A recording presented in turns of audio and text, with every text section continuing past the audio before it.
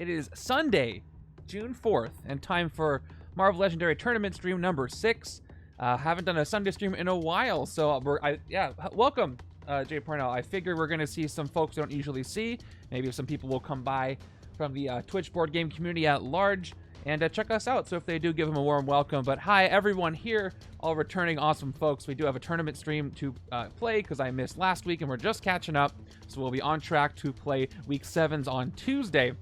I'm happy to see all you guys. This is going to be a good one. I had fun putting this setup together in particular. There was a gimmick I threw into it. Only 2 people played it, as far as I know. That was Red John and Micro Disney, because they were the only ones in this pod. So I'll be the 3rd one to officially play it, unless anybody else has. But anything I got to say? Nothing in particular. Just we have regular streams next week. I will announce we have the Matrix Trilogy watch/rewatch going on in anticipation of the Legendary Encounters Matrix set coming out.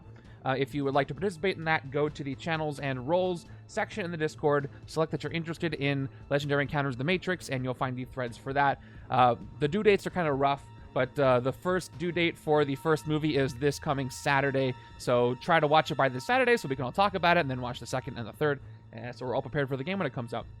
All right, let's talk about the setup today. By the way, Mr. Giraffe, thank you so much for the Prime sub. That is 25 months for the very generous Mr. Giraffe. Thank you. And welcome. All right, so let me go ahead and show you this setup, and you're going to do predictions today based on not whether you think I'm going to win or lose, whether you think I'll place in the top or bottom of this pod. There's only 3 people in this pod, including me when I put myself in there, so there's only 1 winner, so am I going to be first place or not is the question. And yeah, I get to use more Midnight Suns. Always a nice excuse to do that. So whether or not I chose a Midnight Suns hero, you will find out very soon. Let me go over the setup real quick. Here it is, /was... there we are. It is there. Epic Zarathos' warm Dream Dimension. It's probably pretty warm, but it's the war for the Dream Dimension. And as you can see, this scheme calls for 3 villain groups: the Fallen, Reavers, and Superhuman. Registration Act is who is in there, as well as Mandroid. And then we got Tigra, the Vishanti, and Blade Daywalker. So there's 1 Midnight Suns hero in the hero deck. And the gimmick of this one is that I first combined Zarathos and War for the Dream Dimension, and I thought, interesting, how many more places can I get these enemies to go? Because Zarathos and his villain group, the Fallen, haunt, which means they basically go to the HQ. The War for the Dream Dimension puts things in the astral plane, and so I added 2 other villain groups that send villains other places. Reavers will pray. That means they'll go in front of the players' play areas. And then the Registration Act, if they escape, most of them have Fortify, so they'll go all over the place. So that was the theme of this one. I'm going to be zooming this setup out a ton, but these 4 sets were allowed for the heroes. No problem, take it easy. I'll do my best. And all right, so and all the special cards are allowed because these 2 had complete collections, as well as all the special bystanders there. Let's go ahead and take a look at their results, by the way, because there's only 2 of them. So Week 6 results were... So yeah, Micro Disney took this by a little bit. Micro Disney chose Clea and Elsa Bloodstone, and Red John chose Werewolf by Night and Wong Master of the Mystic Arts. And Micro Disney's success came from Tigra preventing several haunts with canceling ambush effects, and the Vishanti were powerful there. And then Red John took a different strategy and figured because the villains were going all over, he chose the bridge to... expected the bridge to be empty, so chose Wong, who targets the bridge. And both of them had really interesting strategies. My camera just went out, but it doesn't matter because we're not looking at it right now. They went back up. All right. Yeah, no, definitely easier now that I can zoom out. Before I could zoom out, it would be tricky, but I'll manage it. So that was that. Let me go over my choices. I had a couple of choices in mind. I was thinking, okay, so haunting means that you have to spend attack equal to the cost of the hero that's haunting. I had access to Peter Parker from Civil War. All his cards were 2 costs, of course. And that would have been an interesting strategy to use, because if a Peter Parker got haunted, it would be pretty easy to take care of that haunt. The downside is that it doesn't help with Moonlight because they're all 2 costs and they're all even, plus there's no other spider in the hero deck. That could be a problem. I considered M for a similar reason, to keep it Moonlight, have low cost. I didn't end up going with her, though. Before I show you the heroes that I chose, this scheme cares about... Well, actually, let me show you the Mastermind scheme first before I show you my choices. All right. Here's Epic Zarathos. He's not 9 attack. Master Strike is if any heroes in the HQ are haunted, each player gains a wound. Then if Zarathos is not already haunting, he haunts the highest cost unhaunted hero in the HQ. Then reveal the top card of the villain deck. If it's a villain, it haunts the highest cost unhaunted hero in the HQ. So a lot of haunting happening. When I played Epic Zarathos for the first time, my entire hero deck, my entire HQ, sorry, got haunted, and it was tricky. But let me show the scheme as well. This is War from the Dream Dimension from the Doctor Strange expansion. So we got 7 twists, add an extra villain group, and the twist is reveal the top 2 cards of the villain deck. The villain you reveal with the highest printed attack enters the astral plane without doing any ambush abilities, because the astral plane is not a city. Not the city, or a city. If you reveal the second villain this way, that villain enters the city. Put the rest of the revealed cards back in any order. Evil wins when there are 3 villains per player in the escape pile or the villain deck runs out, so we're going to be keeping track of that. So, seeing as how the Dream Dimension is very important, you do want a lot of recruit. That said, I felt like I probably, and this could come back to bite me, I probably had enough recruit in the hero deck already, so I didn't really emphasize heroes that give a lot of recruit in the hero deck. I emphasize things that are going to mesh well with what was already there. I just wanted to focus on the synergies from the 3 heroes that we were applied. Plus, I wanted to keep it in Moonlight. None of the villains really care about Moonlight, but the heroes do. So, here are my choices for those reasons. My first choice for my first hero was Werewolf by Night. So, Werewolf by Night does care about Moonlight a lot, as you can see. Also, he's got an instinct trigger on his uncommon that costs 5. And there's also plenty of instinct in the hero deck. This is one that Red John chose, I believe. The second hero is one that nobody chose. Neither of them chose. But he's really fun. A lot of card draw. He's not really going to help with the astral plane much until I get Release the Beast to trigger, in which case he will help. But depending on how soon I get that, will be a question. And he's going to help with the praying as well by getting a lot of attack, hopefully early. And, all right, let's go ahead and move on to my second hero. My second hero is going to be Shatterstar. I did go with a little Messiah complex here. A couple reasons why I went with Shatterstar. The downside to Shatterstar a little bit is he's got 3 5-cost cards. They're going to probably, if they get haunted, they're more expensive cards to pay for the haunt. The upside is, if you do clone, or basically if a hero leaves the HQ for any reason that's being haunted, you just replace the old hero there with the new hero, and that hero is haunted. So let's say one Gladiator's Blades is haunted, and I have a second Gladiator's Blades that shows up in the HQ. If I have an instinct and I can clone it, I have to take the one in the HQ, so I take it away from the haunting villain, and he gets something new. So even though 5 is kind of expensive to pay for, I'm going to try to clone them out of that situation if I can. With Tigra and with Werewolf by Night, a lot of instinct triggers as well. Plus, this is going to really help with Moonlight. All the cards are odd, and then Shattering the Mastermind is going to be a little helpful because Epic Zarathos is at 9. I can't really not really going to help much if he's haunting at the time, but still. But we're going to see. We'll see how these work out for me, these choices. And now that the choices are in, I'm going to let you guys do your predictions. Basically, what you're voting on here, what you're predicting, is am I going to rank in first place or not? Because that's the top or bottom. And I probably will have time to play this twice. I could be presumptuous on that. But there we go. Where will I rank? Will I get first place? Or will I not get first place? To rank in the top, I have to be in first place. So get those predictions in right now as I give everything a shuffle. Let me know how you think it's going to go. It's tough to get in first place. Already 2 people say, no way, he's not going to do it. I don't know if I'm going to do it either. But I don't have to predict anything. One person says yes. All right, let's get the villain deck a shuffle. And I will be following the tournament rules, in which case all the special cards are allowed for this one in particular, but I am going to try to play twice. Submit my best score for the ranking. And like a lot of things, it does depend on the shuffle, but I'm excited for it to be Moonlight almost all the time. Not a lot of even cards there. But if I can get the same thing that Micro Disney got, Tigra canceling a lot of ambush effects, plus I throw in some of those other instinct cards, plus all the patrolling, we'll see. I also considered Elsa. I considered the Wong idea was cool, but I didn't want to go with Wong. I do love his hero set, though. I want to try it in another spot. Wow, many more points towards me will not get this in the first place spot. But we'll see. And if you are watching this and you don't know what the heck the tournament is, you should play the next one. It is a large event where I build a bunch of setups and everybody competes in these pods to try to get to the end. If you want more info, go to tournament.bagotopgames.com. You can see the entire tournament as it's played out so far, plus the entire list of rules. You don't need more than the core set to play. That's the cool part about it, is that I designed the setups based on what everybody in that pod has. But I'm going to guess everybody watching this probably knows what the tournament is or has played in it. And if you're in the eliminated pods right now, today is the last day, or in any of the pods, today is the last day to submit your results by midnight Pacific time tonight so I can get week 8 ready. We're almost done with this thing. It's almost over. All right, we're halfway through, and only one person said that they think I'm going to win this. Playing the odds there because more people say not so much. But I'll get the starter hands ready. All right, so while we're waiting, I haven't seen Spider-Verse yet, but we have a spoiler chat for it in the Discord, so go check that out in the MCU spoilers. It's not MCU proper, but you know. Okay, so that was you, Mikey. We'll see if it's a payout for you. If you want to talk about it, go check it out there, and I'll be in it when I see it. We were talking in another chat about the next Marvel Legendary expansion, because we don't know what that's going to be. And my question is, I just want a yes or no. I think the answer is yes. I don't know. I don't have any information. I'm not trying to get hopes up.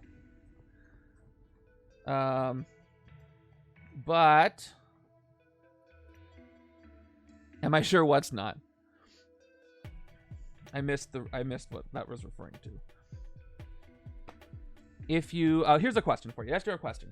Do you think that there's going to be a surprise Marvel Legendary new expansion drop at Gen Con? Yes or no? Oh, no, I know there's ties. Even in the trailer, and I know that I've seen things floating around.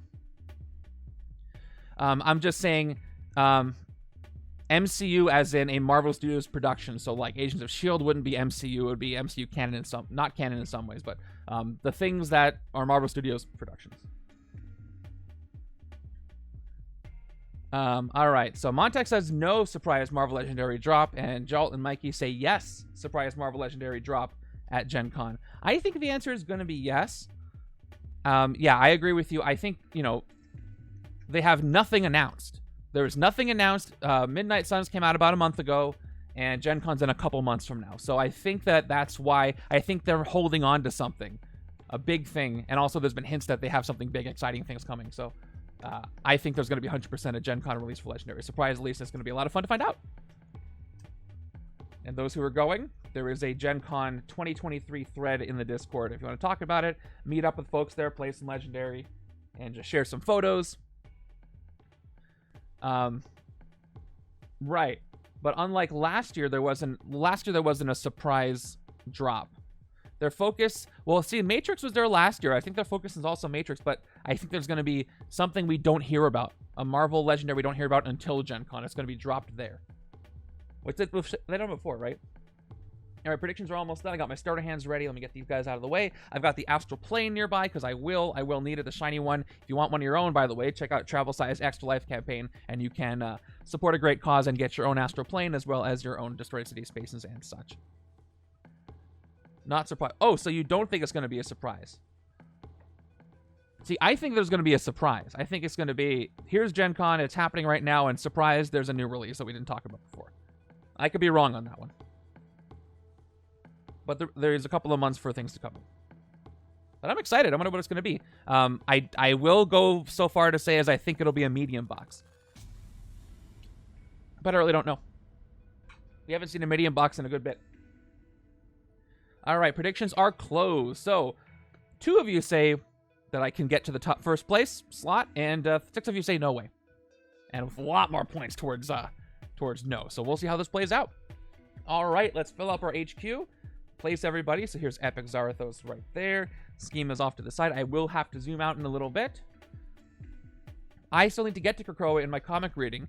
They just did a Krakoa X-Men set for Versus System. Oh, and there was it seems that there might be a Versus System Marvel Zombie is coming. So if you care about that, that's fun. Yes. No, don't worry about spamming the chat. This is relevant stuff. But yeah, Black Widow was, we already knew about Black Widow, but we learned a lot about it there. So if that's what you're talking about. I think it's inevitable. I think a Krakoa X-Men set will happen at some point. There's a lot to use from there. You know, there's fewer references that Legendary does per year versus System. All right, HQ beginning is going to be hopefully great. All right, we got a rare, good or bad, I don't know. We got Creature of Dawn and Dusk Blade. We've also got, okay, we got a Gladiator's Blades, Shatterstar. He could get haunted, that's the problem.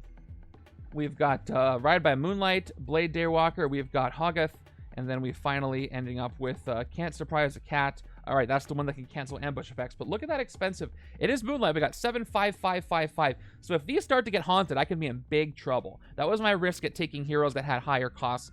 But there's only one Shatterstar. I just got, you know, these are all part of the setup. So very expensive, not great for haunt. You do have to spend attack equal to the cost here to exercise the villain or enemy mastermind that's haunting. So this is going to be tricky. But I do get 2 attempts. If this doesn't work out, it could work out. I could get a lot of recruit and get some good, powerful cards early. I really don't know. Only one way to find out. Let's begin. Turn number 1 starts now. Yeah, I got 3 and 3. So yeah, Maria's coming. She is inevitable, as it goes, to paraphrase somebody. Turn 1 is a Mandroid. Mandroids get more powerful the more you defeat. They get +1 attack for each other Mandroid in your victory pile. Fight KO one of your heroes. By the way, I just finished my Battle 6 of my Legendary Legacy Arcade featured format run. It was a good one. I had the Mandroids in that one too. You have about less than a month to participate in this month's featured format, Marvel Cinematic Universe. If you don't know what the heck I'm talking about, go to arcade.bageltalkgames.com, read the info there, and have fun with it. All right, so I can fight the Mandroid for 2, but I got 3 attack here. I've got 3 recruit. And let's go ahead and fight the Mandroid first so that I can KO one of these recruit cards, even though that might not be a good idea considering. But I'm going to take out the Mandroid for 2. And KO a hero, which is going to be a shield agent, because there's still more of them than the troopers. And yeah, I am going to take a Maria, although, let me shuffle the...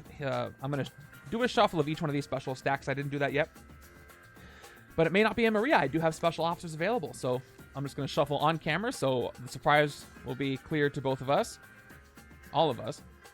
And I get a Maria Hill. Of course it's a Maria Hill. I'm like, oh, it can be special. I'm shuffling it up. Not so much. All right, and that's that. My next hand does have 5 recruit in it. That's a good sign. Okay, so it looks like I have a 4 and 2 on both sides on the right, so that's a little trickier. Which means I can't recruit anything from the HQ as it is. Hopefully left side can uncover something cheaper for the right-hand side. Turn 2 is Patriarch. So we're going to start with the Haunting here. But guess what? This actually fails because HQ is too expensive. Ambush, Haunted, Unhaunted hero in the HQ that costs 3 or less. He cannot do that, so he stays in the city. Fight, reveal the top card of your deck. If it costs 3 or less, draw it. So joke's on you. You're not scary enough. I've got 4 recruit, though, which doesn't go anywhere. 2 attack that doesn't go anywhere. So yeah, another Maria is gonna, or hopefully not a Maria, and it is not a Maria. It's a Dum Dum Dugan. I got lucky. So 2 recruit, 1 attack. You may send this hero undercover. Whoop, that's the wrong one. That's so weird. There we go. All my buttons. There we go. And he flies. My buttons just shifted. That was very odd. Hope that doesn't happen anymore. I didn't know he had wings. Must have drank a Red Bull. This stream is not sponsored by Red Bull, although Red Bull, call me. And here we go. I can pick something up. Turn 3 is our first Master Strike.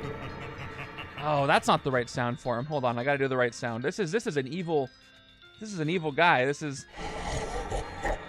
Oh, that's so much better. The needs a throat lozenge sound. So he's gonna start haunting and do some things. Here we go. If any heroes in the HQ are haunted, thank goodness that Patriarch failed. Each player gains a wound, so no wounds. Then if Zarathos is not already haunted, he haunts the highest cost unhaunted hero in the HQ. That's going to be Blade here. Then reveal the top card of the villain deck. If it's a villain, it haunts the highest cost unhaunted hero in the HQ. Let's do this one at a time. So Epic Zarathos is going to haunt, I guess, I forget which order to place this in. It probably says it in the chat, in the description. But I think that's right. You only have to see the cost of you don't see the cost of the villain or the enemy, just the cost of the hero. All right, let's go ahead and reveal the top card of the... Is it top or top 2? Top card of the villain deck. Yep. Is it a villain? It is not a villain. It's a Scheme Twist, which is going to put stuff in the astral plane. We'll get there. That's going up next. All right, we got 5 recruit. So I have choices. I can actually take one of these. I think Tiger is where I want to go, but let's look at everything because nothing's going to give me recruit. The thing about attack as well is... If something's haunted, you can basically gain with attack instead of recruiting. So Gladiator's Blades is 2 attack, and when recruited, Instinct Clone, and then Instinct Draw a card. It tells you to put it behind like that, but after playing with Zarathos twice, when I started moving to the front to remember easier. Yeah, I see pluses and minuses, so the reason why this might be confusing is that the player might think you have to spend the enemy's attack. That's why that's happened. But I kind of like seeing who the villain is. But I'll just keep doing it as it tells me. But it really doesn't matter as long as you play the rules right. We've got Ride by Moonlight, Blade. And it's always almost going to be Moonlight here. 3+ attack. You may move a villain to another city space. If another villain is already there, swap them. Moonlight, you get +1 attack. We've got Hoggith, where you can make a demonic bargain to get +2 attack. Might get some wounds, so hopefully I get Oshturb as well. But Can't Surprise a Cat is going to be great early on. 2 attack. If an ambush effect would occur, you may discard this card to cancel that effect and draw 2 cards. There was a ton of ambushing in the villain deck. So I'm going to go ahead and take Can't Surprise a Cat. Maybe get it in my hand for turn 4, because you can do this on another player's turn. And we'll see if I get something cheaper for the right-hand side. I did, so it looks like right-hand side is going to get the Instinct Tiger, so I might want to build up an Instinct deck on the right. We'll see if I can, but that's all I can do now. We do have the Scheme Twist coming up next. It's just so weird to have this empty spot where Zarathos is not. So Zarathos, by the way, joins the very exclusive club of masterminds that leave the mastermind space. There are not that many. See if I can name them all off the top of my head. We got, besides Zarathos, we got Authoritarian Iron Man, we got Hyperion, we got Lady Deathstrike, we've got, there's more. Who else leaves? Somebody else leaves. There's another one. Someone's gonna get it. But it's not a very big club. Okay. 3, 4, 5, 6. All right, that's actually 1, 2, 3. That's 6 recruit. Almost 7, but I couldn't recruit Blade if I wanted to because he's being haunted. Nightmare. Yes. Thank you, Travel. Speaking of the astral plane. And speaking of travel, again, the shiny astral plane could be yours. It's so cool. Love shiny things. All right, I am a crow. Here is the Scheme Twist. So let's take care of this. Speaking of the astral plane as well. Reveal the top 2 cards of the villain deck. The villain you reveal with the highest printed attack enters the astral plane. It does not do any ambush abilities. If you reveal the second villain this way, that villain enters the city. Put the rest of the revealed cards back in any order. Top 2 cards of the villain deck. First one is going to be a Scheme Twist, and the second one is going to be a Mandroid. All right, so only one was a villain. So the Mandroid is going to go ahead and enter said astral plane. Let's plop this down over here. We'll stay zoomed in as long as we can, and then we'll zoom out when we have to. So the Mandroid is in the astral plane. I could fight him this turn. The second card is not a villain, so this goes back on the top because there's no order you could change up with one card. We got another one coming next, though. So I avoided speeding things up a little bit for now. Okay, so I've got a 4 and 2. The question is, if I wanted to fight the Mandroid, I don't have any in the right-hand side's victory pile. I lose when there's a lot of escapes. So I have another twist coming up. And I know what the twist is going to do is probably put something else in the astral plane, causing an easy escape.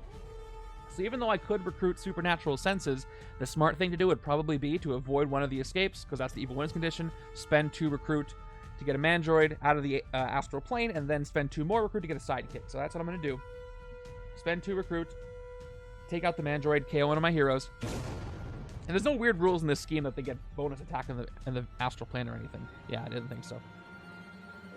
So now we got to KO one of my heroes, and Operative is gone.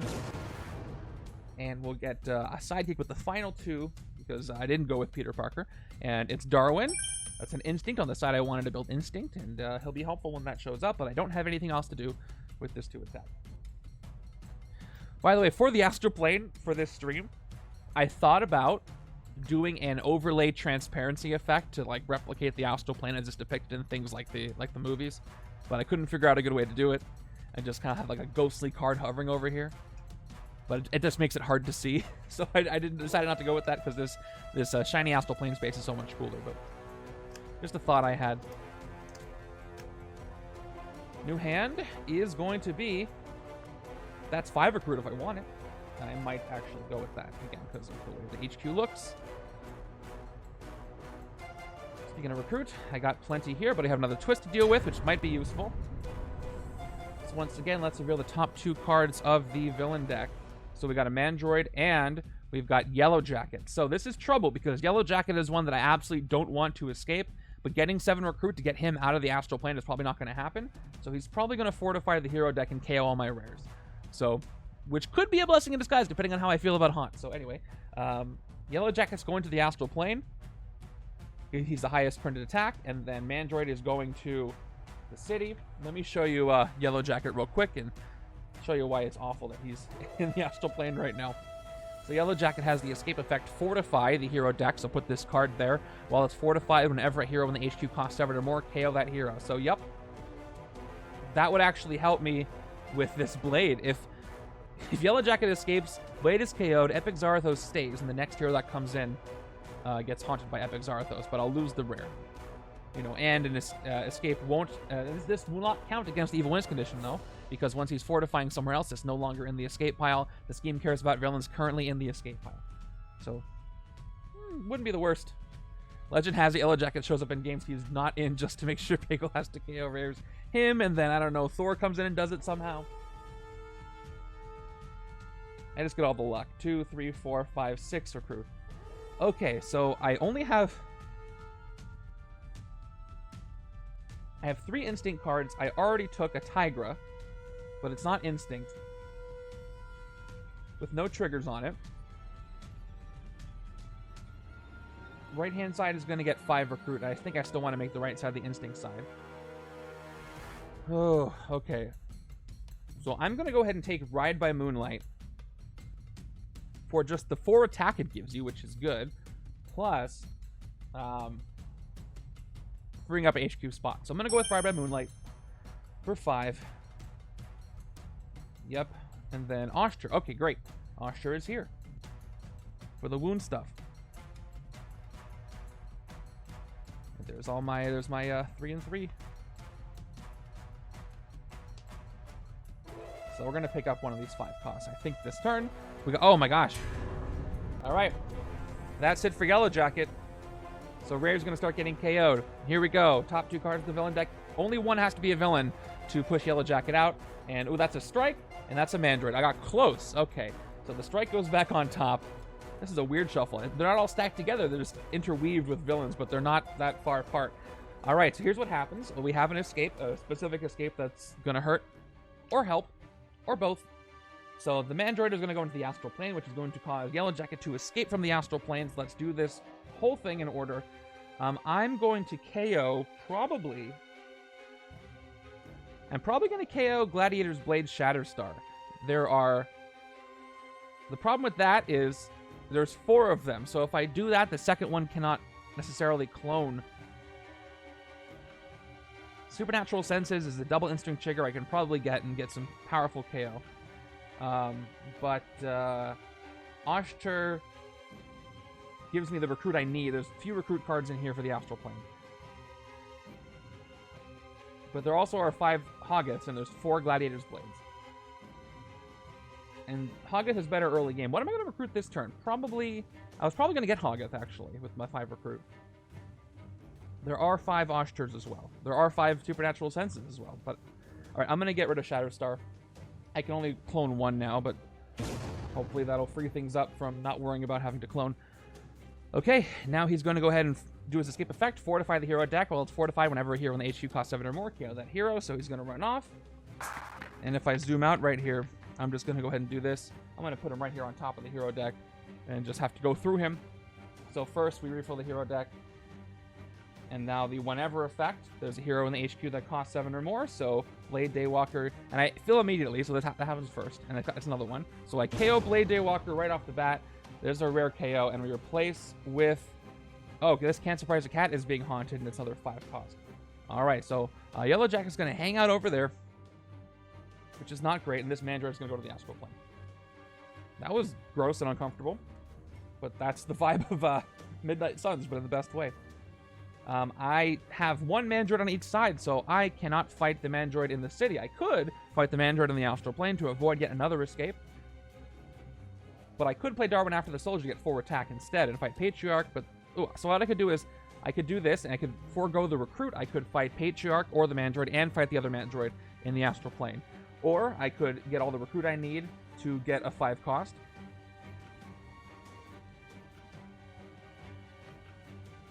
I have 1 escape, by the way. There are 4 more twists. Did I whiff enough twists to not worry about too many escapes? There's only 4 more twists that's going to push things out. That's 2, 3, 4, 5 max escapes there. plus the city. I think I might be okay on the escapes. Maybe I don't want to make the Mandroid in the astral plane a priority. So I'm not going to worry about it too much, which means I still kind of want the recruit. So I'm gonna take a bold move. 1, 2, 3. I'm gonna play Darwin after the operative. You get +2 of the symbol that the card had that you played previously. So I've got 5 recruit, and I'm gonna take Hoggith. And then later I can clone Shatterstar for the 1 that's left. Okay, new hero comes in, and there's another rare that immediately gets KO'd. Unfortunately, Werewolf by Night gets KO'd because of that early Yellow Jacket Fortify. Not great for me. Oof, that would have been a good one to get.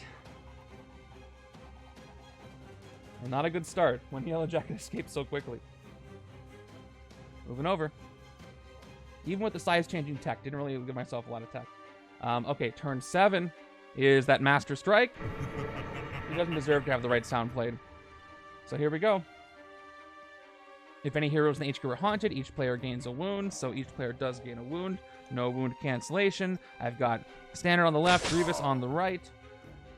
Then if he was not already haunting, he haunts the highest cost unhaunted hero in the HQ. He was, so that part skipped. Then reveal the top card of the villain deck. If it's a villain, it haunts the highest cost unhaunted hero in the HQ, so that part does happen. Oh yeah, he was behind here. So, top card of the villain deck is Atrocity, who already would have haunted, but he would have haunted the leftmost hero, which is also going to be the highest cost. He's going to do what he was already going to do. Alright. And now also speeds things up, which is helped by the extra cards. Kind of, because I've missed playing extra cards a little bit with a couple of cards with the Scheme Twist. So overall, not going great at the beginning. But, you know, what are you going to do? I got 3 attack, 3 recruit. This is the side that doesn't want to take Supernatural Senses, so I could take Oshter. Although the right-hand side has Hoggith, so, you know. I have 1 Mandroid, so I could just clear 2 Mandroids. Actually, I can only clear 1 Mandroid because the other one's going to be 4. So let's... Yeah, again... Oh, yeah, definitely. It might not go better, though. I'm going to use attack on the Mandroid in the city. It's going to cost me 3, so I'm going to fight it, KO one of my heroes. Get rid of this Mandroid and leave the other one in the astral plane. And use my 3 recruit. I'm going to go ahead and take Oshter. I can't really waste too much time. I need that recruit. Let's see if any more rares get KO'd. And no, we got Agamotto, who is a 4-cost uncommon coming in. Left-hand side might completely turn into the Vishanti, even though our Tiger God friend went the other side. All right, I've got Tiger's Ambush cancellation in play. So we'll see. Oh, I should put the escape counter down because it doesn't count because it's being fortified. That's right. All the more reason that I don't really care about the scheme too badly right now. Turn 8 is Donald Pierce from our first Reaver. Ambush, prey the fewest tech. Finish the prey, KO one of that player's non-gray heroes. Fight, KO one of your gray heroes. So I can cancel this and just put him straight up into the city.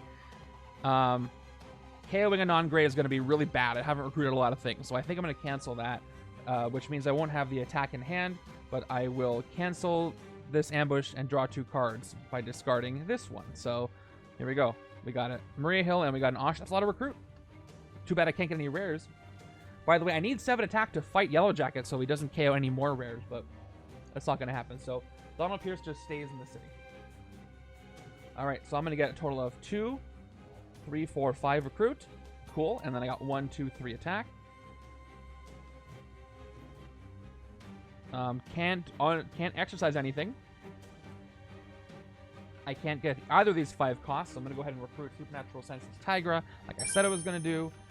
And I'm going to put Yellow Jacket off to the side because it's pretty annoying because he keeps popping up. But no, he's there.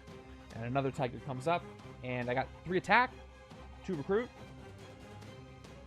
3 attacks going nowhere. 2 recruits going nowhere here. Mandroid is 3 attack right now. Oh, right side, he's actually at 3 attack. So let's get a sidekick. For 2, it is Layla Miller. And I'll be investigating for an Avenger, probably. Or a Shield/Hydra.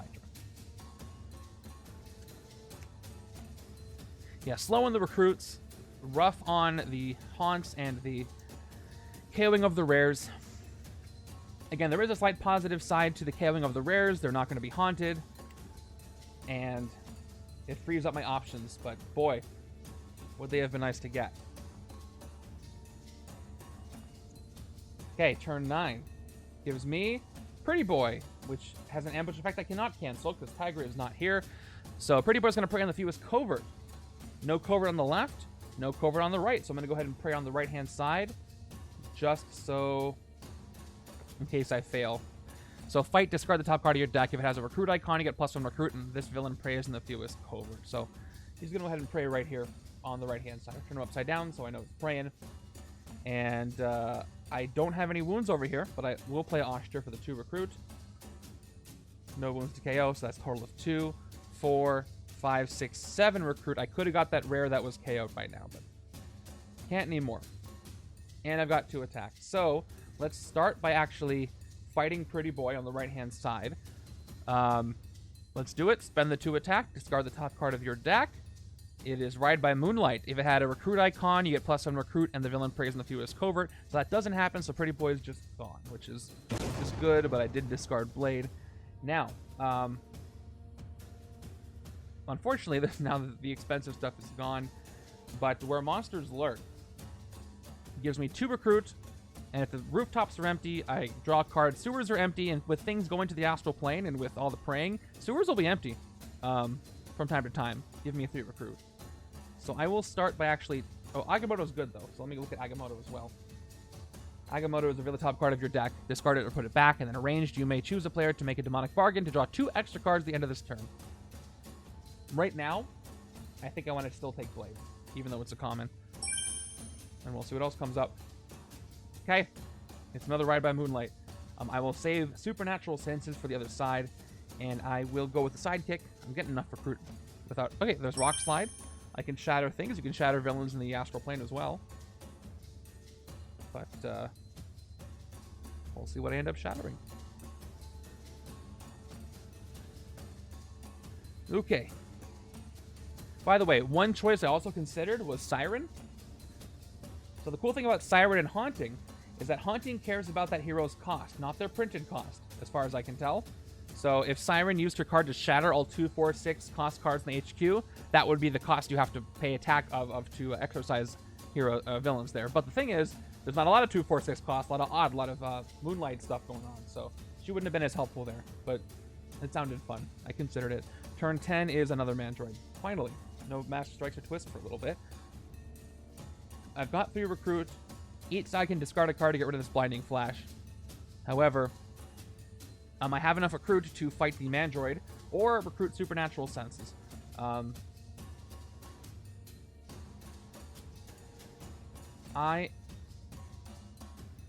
Yes. And I planned it that way. You know, even if I took 2 hero sets that did have even costs, it still wouldn't be great. Plus, it would be more unpredictable about the Moonlight. So what I'm going to do here is I'm going to actually, instead of recruiting now, because it won't end up in my deck for a while, I'm going to go ahead and spend the 3 recruit on the Mandroid and the Astral Plane, because there's only 1 in my victory pile on the right. We're going to go ahead and KO an Operative and defeat this Mandroid from the Astral Plane. Astral Plane is now empty. I've got 2 attack left. Now, I didn't reveal anything there, so if I wanted to, I could say I discard the Soldier. And also, yeah. So what I'll do here is I'll backtrack a little bit. So this, pretend this is the first thing I did this turn. I get rid of the Blinding Flash. So I will discard one of my soldiers. I'll have the left-hand side discard their wound, and I get to KO this wound. And then I'll do the thing where I fight the Mandroid with the recruit that I've got, which means that I have 1 attack, and I couldn't do anything with 2 anyway. So that was the plan. And that's the turn. So the thing I was worried about with the 5 costs of being haunted was trouble. And it is trouble. Should be able to remedy that soon. Alright, turn 11 is Iron Spider, who is another really fun villain to deal with. So check it out. Ambush, fortify your deck. While Iron Spider fortifies a player's deck, that player draws... Why couldn't he go to the Astral Plane? While Iron Spider fortifies a player's deck, that player draws 1 fewer card at the end of their turn. He would probably just fortify after the fight effect anyway.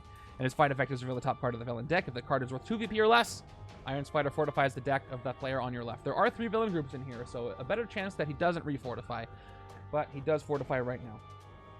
So he's nerfed my draw size, and it's not a prey, it's a fortify. But I can fight him this turn. Let's try, because I have nothing else to fight for 2. I don't know why I'm not putting counters on the man. I know why, because I have different Mandroids on either side, so. Things are getting complicated, so just to keep track of the attack right now, Mandroid is at 4 attack on the left, and also 4 on the right, so he's just universal 4 right now. It's such universal 4. Alright, let's give it a shot. Fighting the Iron Spider. Okay, spent the 2 attack. Top card of the villain deck is worth 3 VP, so he's actually gone right now. That never happens, so I'll take the win. Alright, and I've got 3 recruit. I don't have anything here that I want, so I'm going to go with a sidekick again. You know when you're recruiting a lot of sidekicks at the top of the game, it's usually not going well for you. Even worse if you're taking a bunch of officers. It's funny. KOing those rares is uncomfortable, but freshening up the HQ is nice, but if you can't recruit anything because of the haunting, it's a big back and forth. Here we go. 1, 2, 3, 4, 5, 6. That's 5 recruit plus rooftop sewers. But those are going to be full in a little bit. We've got Ms. Marvel coming in. Herald Anver's Ms. Marvel. Escape fortified HQ space. Well, its fortified heroes can't be gained from that space. Question. Does that mean... Let's say she's fortifying an HQ space with a villain that is haunting. If you exercise that hero, you have to KO it, correct? Because you can't gain it. So you can't choose not to KO it. That's fun. Alright, so she's like, no, you're getting KO'd. Okay. Let's investigate for an instinct card, but I gotta pick the team. So... who are the other instincts that I've got? Do I have any? I think I have a Hoggith. Oh, Hoggith doesn't have a team, though. So I can't investigate for unaffiliated. So it's going to be, I have Dugan. I'm going to have to say Shield / Hydra because these are both. The starter cards are both for all intents and purposes. So, or I don't play this right now. But I need to use it. So I'm going to say Shield. Top 2 cards of the deck. Yeah, we got Hoggith, which wouldn't have worked anyway. But I got the operative. Shield Hydra. Alright, that's 1 attack. We've got, I should have done this first, huh? 2 attack. Top card of my deck is Hoggith. I guess that wouldn't have helped. I guess it would have helped, actually, because it would have gotten rid of the gray. Yeah, that would have been the best order to do this in. But I was hoping I'd get double instinct triggers, but that was hopeful, because I don't think I have 2 instincts before that. Anyway. There was a better way I could have played that out. Lesson for you all. 4 attack, 4 recruit. I cannot exercise anything. I can fight the Mandroid or Patriarch. Oh, Patriarch will let me draw Hoggith. Oh, no, it won't, because Hoggith costs 5. He draws cards that cost 3 or less, so maybe I'll hit the Mandroid, get rid of another operative. As far as recruiting, I will now take Supernatural Senses for 3. Let's keep that going. Does left-hand side have Tigra yet? No. Making sure, so I can avoid. Alright, there's a Werewolf Scarlet Path. That's going to be a good one for this side. Let's hit the Mandroid again. For 4 this time. And we will KO another operative. Get rid of the Mandroid.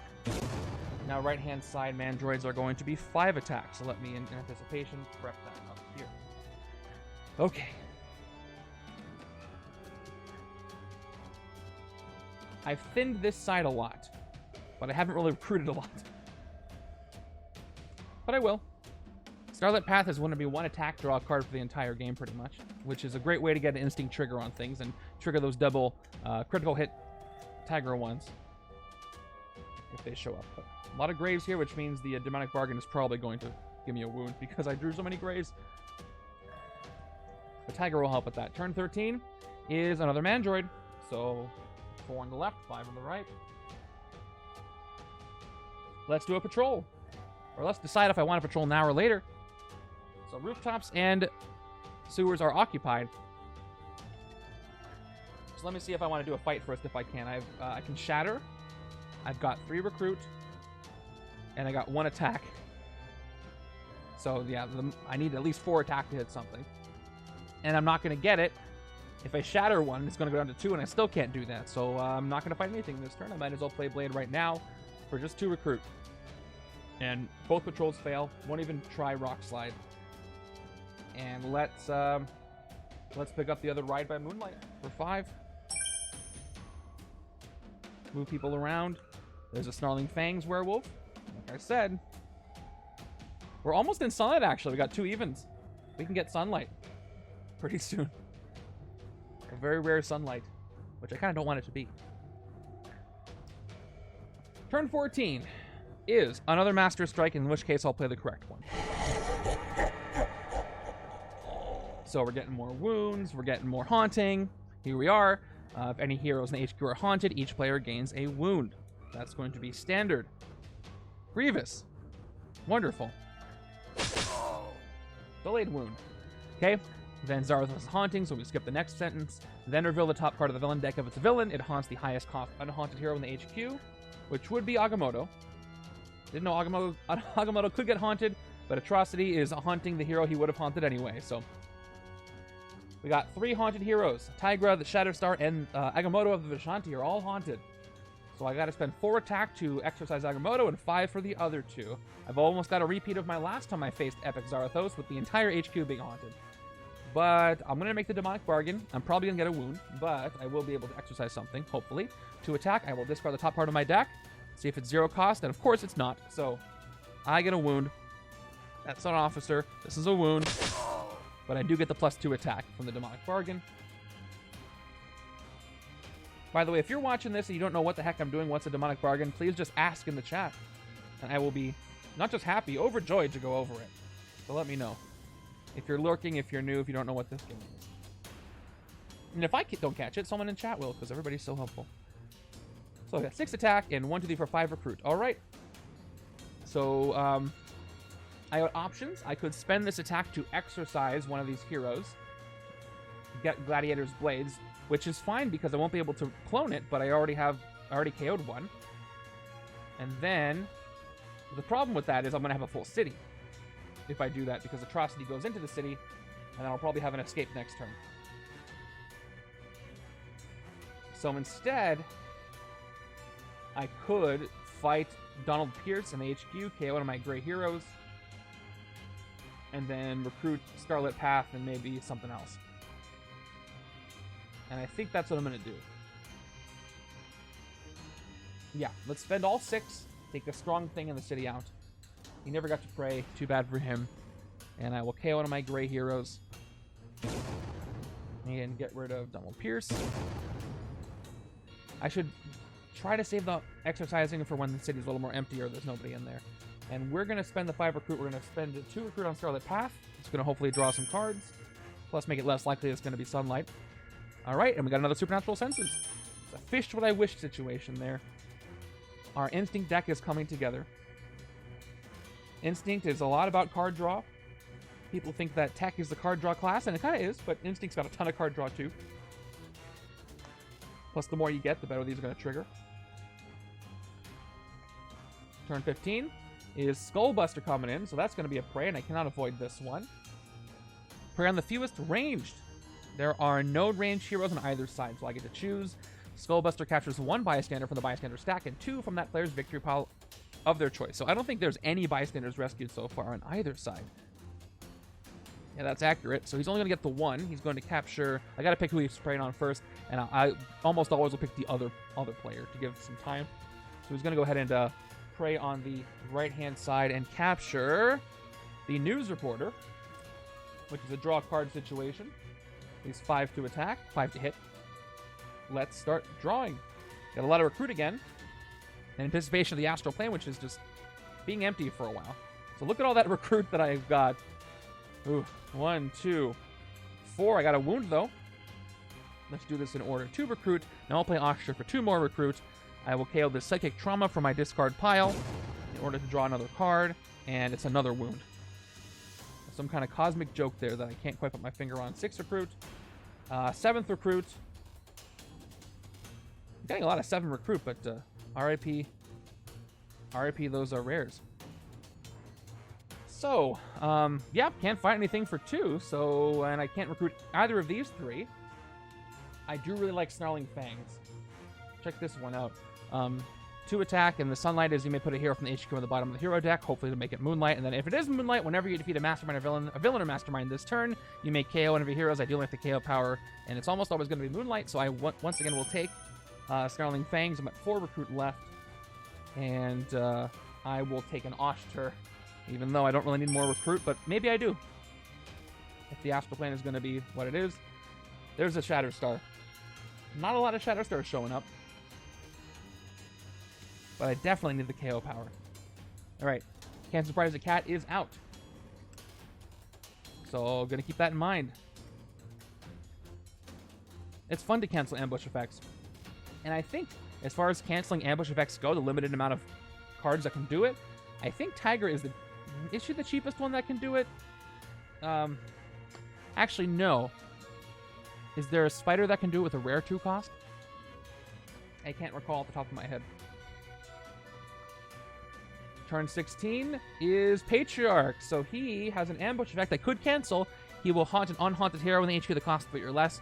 He will haunt Shatterstar, make it 4 heroes being haunted. And yeah, I'll prevent that. So let's discard Tigra to cancel that and draw 2 cards. Left side gets an Agent and Rock Slide, and Patriarch stays in the city. Okay, now, unfortunately, I only have 4 attack. I need 5 to take a Skullbuster out, which I'm not going to get. So he's going to KO the bystander. Each player discards a card, which is annoying. But at least I'm not fighting Lilith, where that KO'd bystander would hurt a lot more. Let's see what I can at least look at the top of my deck. Top card of my deck. Ooh, that's a reshuffle, which is actually good. I have a lot of graves here that won't get in the reshuffle. I only have 2 recruit. So maybe I should do this before. I should do my sidekick recruit before I do this. So we're going to go start over. 2 recruit. We're going to get a sidekick. It's going to be a standard. My discard pile. Now with no deck, we'll play Supernatural Senses. 2 attack. Top card of my deck requires a reshuffle, which means we lose a good number of grays.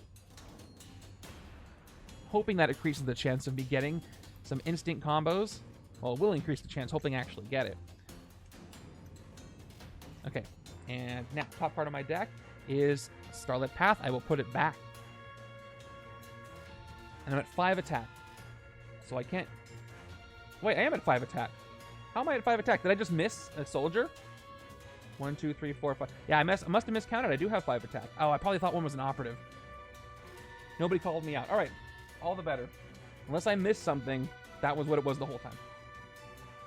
Sometimes they blend together. Good news. I can take out Skullbuster.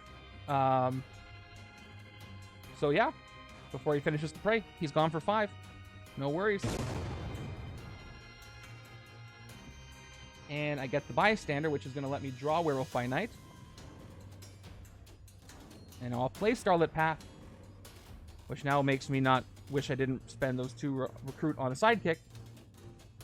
But anyway, I got 1 attack, and it is Moonlight, of course, so I draw another card. Oh, there's Hoggith. I can maybe hit something else. Let's see if this bargain fails. Turn's keeping going. I didn't know the turn was going to keep going. 2 more attack. I will make the bargain. Top card is an operative, so no wound for me. I got 2 more attack. I'm up to 5 attack again. All right. Now might be a time where I want to exercise something and gain it. Although, again, no, I don't, because the city's full.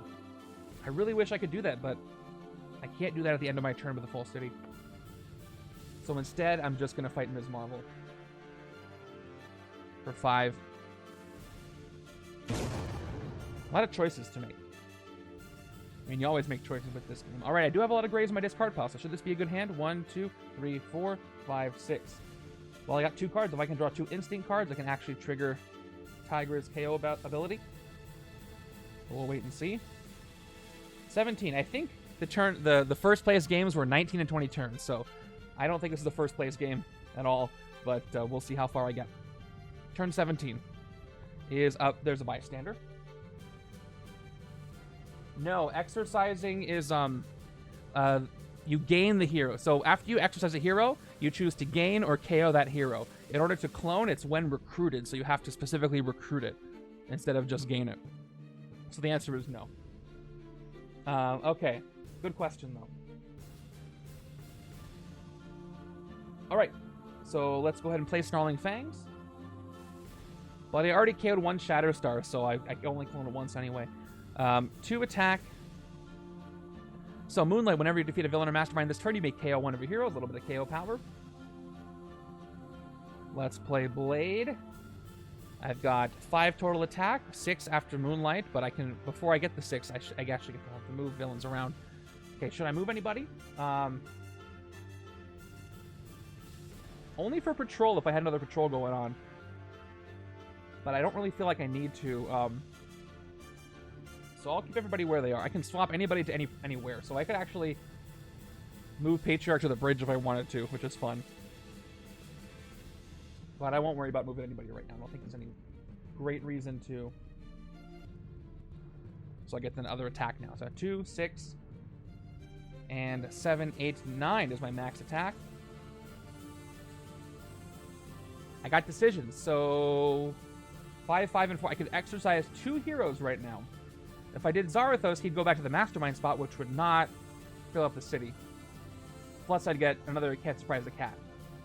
And then I can hit Patriarch or do another exercise if I want. So I'm going to start by doing that. We're going to pay Tigra's cost 5 to exercise Epic Zarathos. And then we get to choose to gain or recruit or gain or KO Tigra. I'm going to gain her for 5. Epic Zarathos goes back to the Mastermind space, and we refill with a 3-cost Shatterstar. I am going to... What's right side going to do as far as fighting? 3, 4. Right side's going to hit something, so I'm going to do another. I'm just going to keep exercising. Exercise is good for you, from what I heard. I'm going to go ahead and take Agamotto and exercise him for 4 and gain it as well. Atrocity goes into the city. Replaced with Scarlet Path. Okay. I haven't defeated any villains, though, so I didn't get to trigger Snarling Fangs, which is the downside there. But I'll get the chance to use it later, and I won't play Rock Slide or the Shield Agent. But I did pick up 2 heroes. There's a lot of recruit, so maybe something will go into the Astral Plane that turn. Turn 18 is Skullbuster, so he's going to push in. Whoa. And he's at... I got to change those dice. Prey on the fewest ranged. Are there any ranged anymore? No. So I'm going to choose the other side as well. Oh, he does his capturing. So he's going to capture 1 bystander, which is going to be a standard. And are there any bystanders rescued? I think there are now, right? From that player's victory pile. So left side doesn't have any. So he just gets the 1 bystander. Cost 5 to take care of. All right, let's see if the sidekick is going to be lucky. By the way, Mandroid, let me fix that. Yeah, 5 on the right-hand side. Let me... Yes, sidekick first. Here we go. Right-hand side's got 2 cards in the deck, I think. 1, 2. Double wounds. And I can't trigger the superpower here. The critical hit. I could rest, but I can also reshuffle, which means these wounds won't end up in the reshuffle, but neither will these 2 cards. I think it's still going to be worth it because I need the attack this turn. So I get 1 attack to recruit from the special officer. We've also... we're just going to go ahead and play it. Am I going to do a recruit first, though? Yeah, let's do a recruit first. And we get to take Shatterstar and then clone the same Shatterstar if we take both of those. Which would give me recruit heroes that cost 5 or more, which could be useful.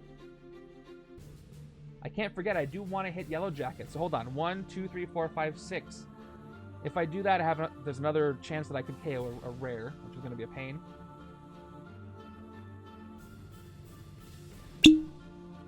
But I did get rid of a couple already. Thank you for the hydrate. Where is it? Oh, there it is.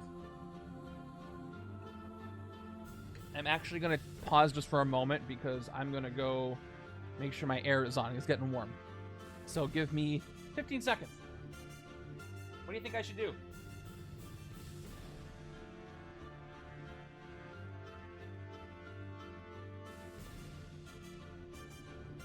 Didn't even need 15. That was easy. All right. It's getting sweaty in here. We don't want that. Don't want sweaty cards. Okay. So we've got Supernatural Sense. We're just going to do it. 2 attack. Reshuffle the discard pile. Actually, no. I should do the clone first. If I'm going to do it. Let's do it. Let's recruit Strive for Greatness. One recruited Instinct Clone, and I do... Oh, I have to play an Instinct first. Oh, I haven't checked this in a while. I'm 90% sure that when recruited clone means you have to have played one. I haven't done this in a while. It's been a bit. It's very interesting. Yep. All right. So, all right. Let's go back to the first thing again. All right, reorder. Okay. So let me back all the way up. So I played Dum Dum Dugan and an Operative. The 3 recruit 1 attack. I play Supernatural Senses. I'm at 2 plus attacks. I'm at 3. Now I play this out. All right, let's do it. Top card of my deck. And then we can do a clone. Okay, top card of my deck is Supernatural Senses. I'm going to put it back. And that means the second Supernatural Senses is going to reveal the other Supernatural Senses, and I'll put that one back too. I'm at 5 attack. 6 attack here. So, oh, I could actually exercise Gladiator's Blades as well. But then, City's going to be full before another villain deck pull, and I don't want that to happen. So let's just do the clone first. 3 recruit. Now we're going to recruit and clone Shatterstar. Replace. And then we clone the other one. We check the HQ first for an identical card. We gain that one as well. And another Shatterstar. 5 cost has appeared. Okay, for 6 attack, let's take care of the city. We're going to go ahead and hit the... we're going to hit Patriarch and draw a card. Get the Bystander as well. For 4. Alright, top card of my deck. It costs 3 or less, so I draw it. And guess what? I do get to trigger that one. Because I played 2 Instincts. So let's do it again. This time, 2 more attack. Top card of my deck. I'll put it back. And I don't get to KO it, because I do get to KO it. I don't want to KO Werewolf by now, but I do get to trigger it. And I got 4 more attacks, so we're going to hit the other Patriarch. And then draw Werewolf by Night. Oh, this turn keeps going. Tigra and Werewolf, great combo like I thought. Thank you so much for the drink. I'm actually drinking something flavored today, so I appreciate it even more. All right, here we go. Top card of my deck. I draw Starlit Path. Take out the other Patriarch. By the way, I totally ignored Skullbuster here on the left, but left side can hopefully try to take care of that. I've got Starlit Path to play now. 1 attack, Moonlight, draw a card. I draw into an Operative, so that just gives me 1 recruit. That is where my turn ends, but I did go through a lot of cards. Look at all that. And I cleared out the city a bunch, but I think most of my non-graves are in my discard pile, so this shouldn't be that great of a hand. Yeah, it's mostly graves, but still some attack there. Let's put this over here so you know it's 5 attack. I need 5 to take care of that, but I might not even have it this turn. Okay, left hand. Ooh, we got our first unique here. Salome, Sorceress Supreme. She's got Blood Frenzy, which means I gotta count that. Fight KO up to 2 heroes from your 2 cards from your discard pile, which is good for the wounds. Escape, she becomes an extra Mastermind with the ability Master Strike. Each player discards a Marvelous hero or gains a wound. 3 strikes played already, so not the worst if she shows up over there. Plus, she does not count against the villain's escape. I had 1 villain technically escape, but Yellow Jacket fortified. So we'll care about her Blood Frenzy bonus when we get up to 6 attack. Before that, I won't bother checking. But I'll remember she's got it. Okay, the rooftops are actually empty. And I do have wounds to KO. I'm pretty sure. So, and I'm being preyed upon. So let's start with Osher. 2 recruit. Any wounds on my discard pile? I'm pretty sure that... Oh, I don't. I thought I did. So, no. So, purely 2 recruit, 4 recruit. It's a lot of recruit. Then we got Blade. Probably not going to clear the sewers this turn, so I'll just play this for 2 recruit base. Rooftops are empty, so I draw a card. Sewers not empty, so I don't get 1 recruit, but that's more recruit. All times for the Astral Plane to be empty. 8 recruit, 9 recruit. We'll pause there for a moment. Oh, I guess I could have Rad by Moonlight to get the extra recruit. Yeah, I could have moved Salome to the bridge, but I kind of don't want her there.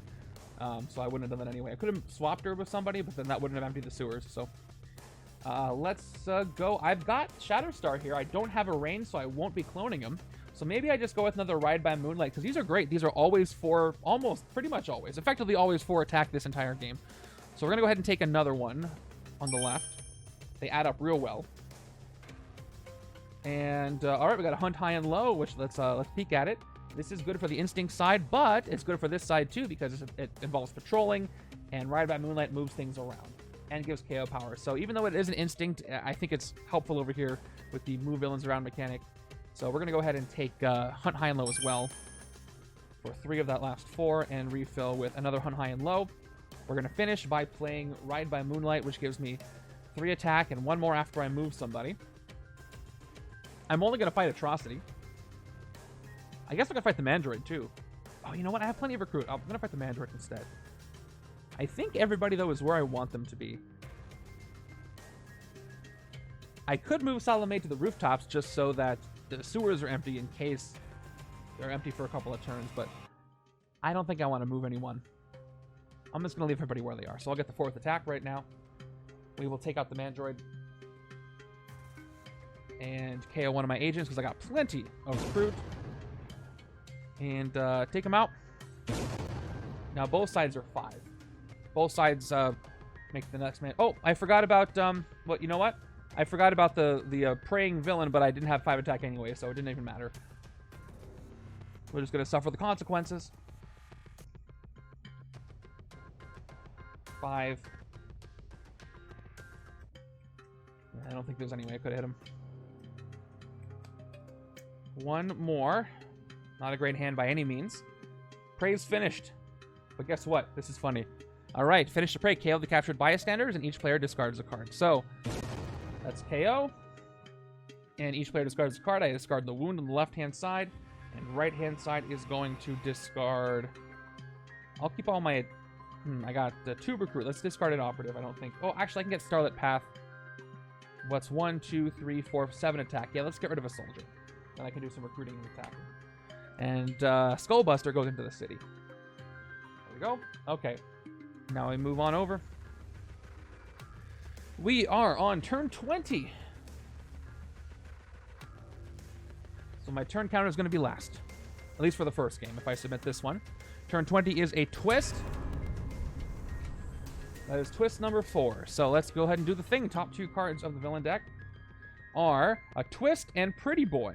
So Pretty Boy, this is a good one to go into the astral plane. He goes in there, he doesn't ambush, doesn't prey on anybody, and the Twist goes back. I think every single Twist so far, I have never hit. I hit 2 villains once, but all 3 other Twists I didn't, which is pretty good for not speeding the game up. Okay. So lucky on the Twist combos, but unlucky in a lot of other ways.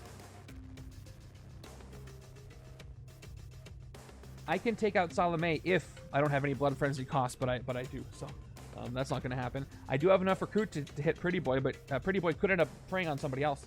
Check it out. Fight, discard the top card of your deck. If it has a recruit icon, you get 1 recruit, and this villain prays. So you can leave the astral plane and start praying. So do I need to get the 6 attack from Hoggoth, or not? I mean, if I did, I could get Atrocity exercised, and I can gain Gladiator's Blades. So let's do it. Let's take a chance. Top card. Oh, that's going to be a reshuffle, though. But that's fine. Most of these are gray, so let's do the reshuffle now. Which I'd have to do anyway if I fought Pretty Boy. Okay. Top card of the deck is a wound. That's why getting these wounds are great, because they're great for the bargains themselves. So no extra wound from that wound. 6 attack. We do have 6 attacks, so just to confirm, I've got a 3 cost, 1 cost, and 4 VP, sorry, cost. 3, 4, 1. So yeah, Blood Frenzy gives +1 attack to anything with Blood Frenzy that, based on how many different VP values are in your victory pile. So Salome here is at 9 attack. And so we'll keep track of this as we go. We'll take care of the left side in a second. If we get any more costs. With that, I can fight Skullbuster, which is the strongest thing I can fight. Or I can exercise Gladiator's Blade. Let's do the exercise. I've got space in the city. Left-hand side has at least 3 attack, right? Oh, no. Left-hand side doesn't have 2 attacks, so I risk an escape if I do that. All right. Because left-hand side can't fight anything, let's instead fight. We're going to fight Skullbuster for 5. That is a 3 VP, so that's not going to change the Blood Frenzy value. And I've got 2 recruit. Let's take a shot at taking out Pretty Boy. Should have done it earlier because the wound was on top. So we'll spend the 2 recruit.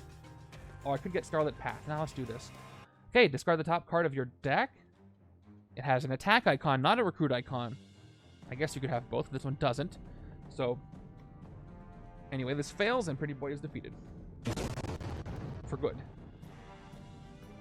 But I lost that Tigra. But my next hand's got, I have lots of cool instinct triggers to do. I got 1, 2, I can trigger everything. I can activate all the instinct abilities on my next right-hand side turn. I'm pretty confident. I think my choices were good. I like my choices. They seem to be working well.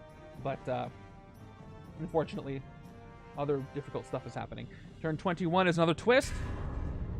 So there we go. Twist number 5. Let's see if this one fails again. 50%. So we got, Yellow Jacket and a twist. So again, it's a nice combo, but we have another Yellow Jacket. Now, if I recall correctly, if something needs to fortify and something's already fortifying that spot, you KO the new one. It really doesn't matter, but you KO one of them if they're the same one. But I don't. In this case, I don't remember. It doesn't matter. One Yellow Jacket gets. Does it get KO? Wait, no. It stays in the escape pile because it can't fortify.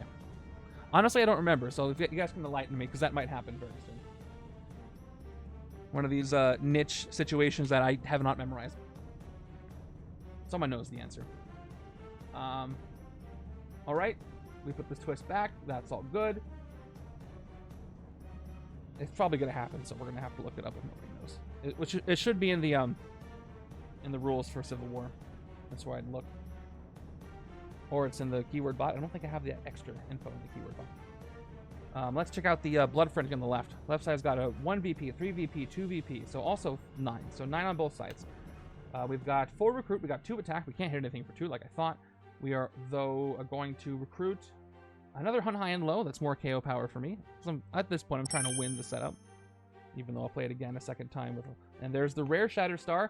Luckily, Shatterstar's rare is one of the few rares in the game that is not an ultimate, which means it doesn't cost 7 or more. So Yellow Jacket cannot get rid of this Shatterstar. Couple Ride by Moonlights, moving things around. I got Tigra here to cancel an ambush effect. And this hand's pretty good, so I can maybe even take out Yellow Jacket for 7 recruit, but I don't know if I'm going to get that much over here. But it doesn't matter. The right got the twist revealed. So I am going to have to look this up. Yeah, we got Ms. Marvel and we got Matarkus. All right, so let's do this. First, Ms. Marvel goes to the astral plane, which means Yellow Jacket escapes, which means what happens if a villain's already fortifying. I cannot remember this. So unless anybody remembers, I'm going to look up the rule sheet right now. And here we go. Civil War. I don't think this is in the... I don't think this is in there. So let's see. This is fortify. If a card would fortify a place, don't do anything if there's already a villain fortifying that place. So don't do anything means that the villain's going to stay in the escape pile. If it would fortify, it doesn't fortify. That's what that means. Okay. So that means we actually have a legit escape now, because the other Yellow Jacket stays in the escape pile. So let's take care of this in order. We have Yellow Jacket escaping from the astral plane, which means we got to KO a hero that costs 6 or less, and that hero is going to be... I've seen the fewest ranged, and I hate to KO another Shatterstar, because that's one less I can clone, but I need it to get the rare to work. I'm going to get rid of Scarlet Path. It's cheap. I could get it this turn. I can get something else. And... oh, nope, that's the wrong button. I'm KOing it. Also, it helps with... doesn't help with Moonlight. Okay, so Yellow Jacket escapes, and this one goes to the escape pile and stays there. That is my first villain in the escape pile out of 6. I think I should be safe there. And Ms. Marvel is going to go in that spot because she's got the highest printed attack.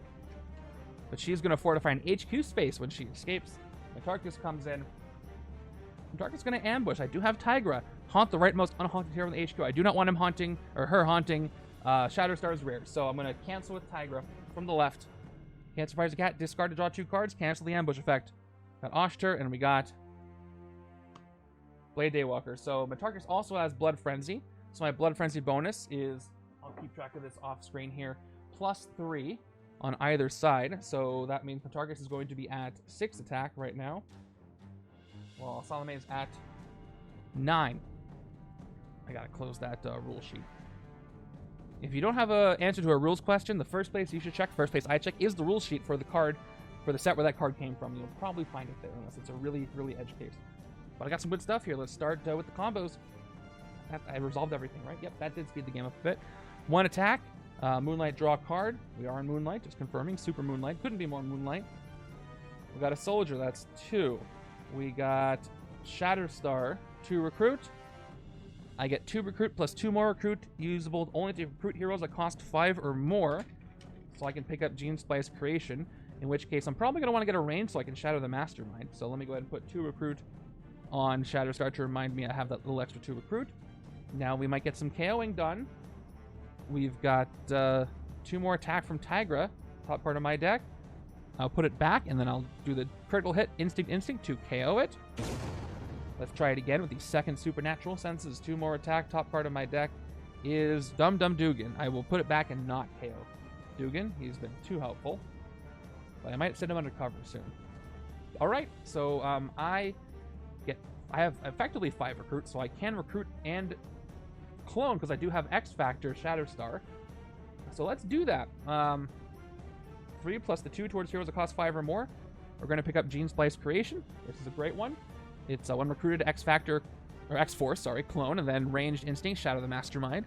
So we're going to take the first one, the 1 rare that Yellow Jacket couldn't get rid of, and we're going to search the hero deck, not in the bottom, which means all those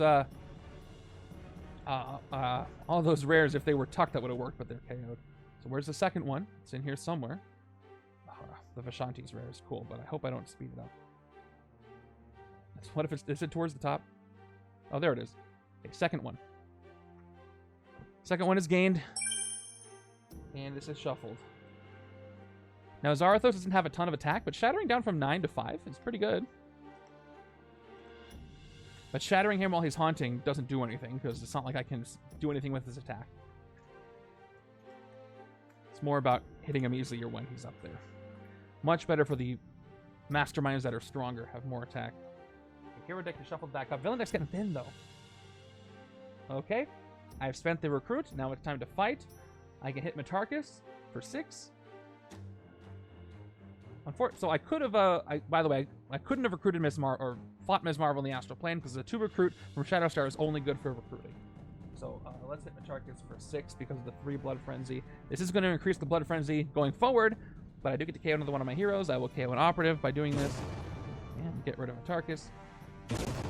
That's a good momentum here. So Matargus goes to my victory pile on the right, and that means right-hand side's got 4.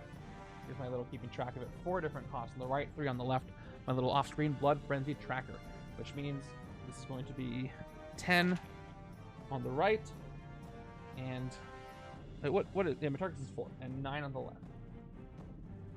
And that's it. Let's move over.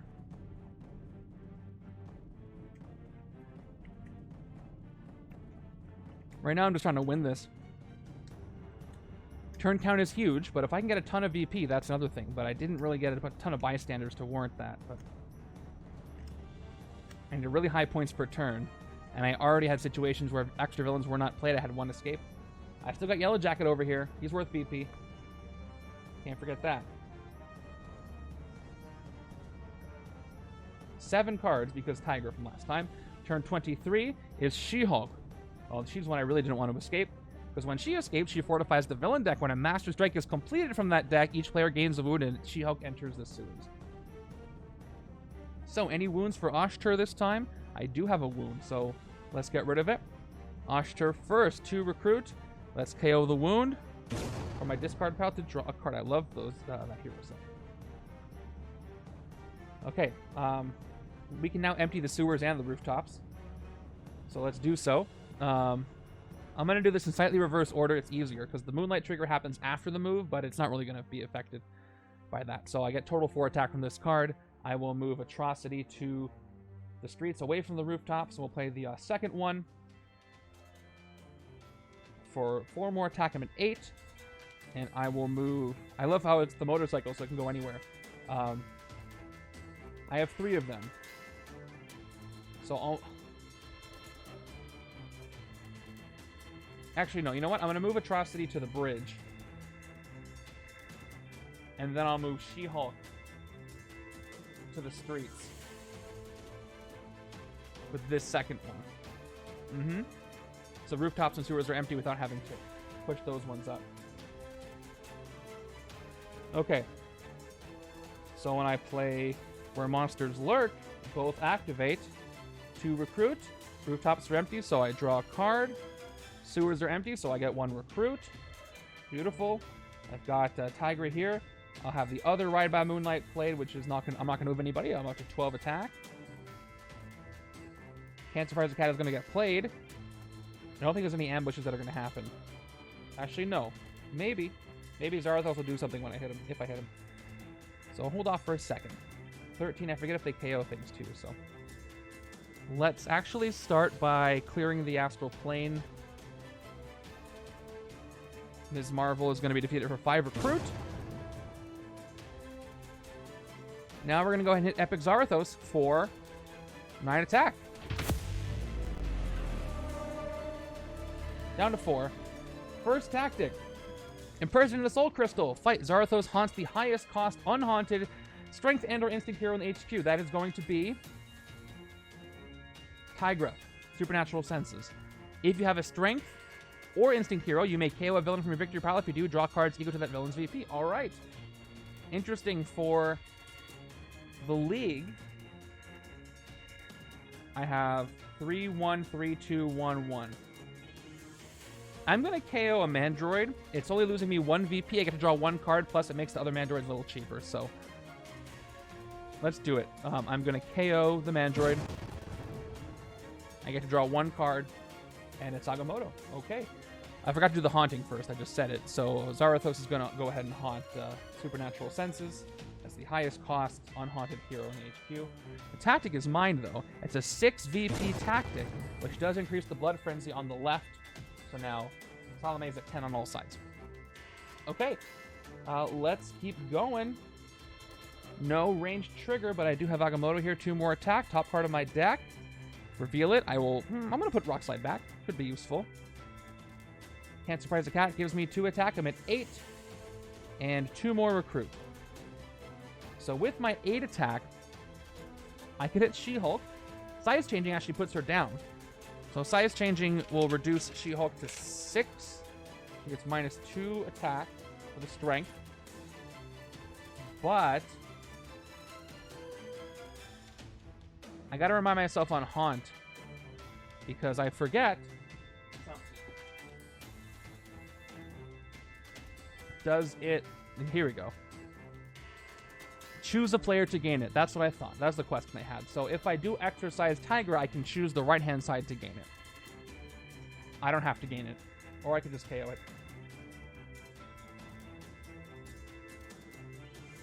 Oh, another question about Ms. Marvel.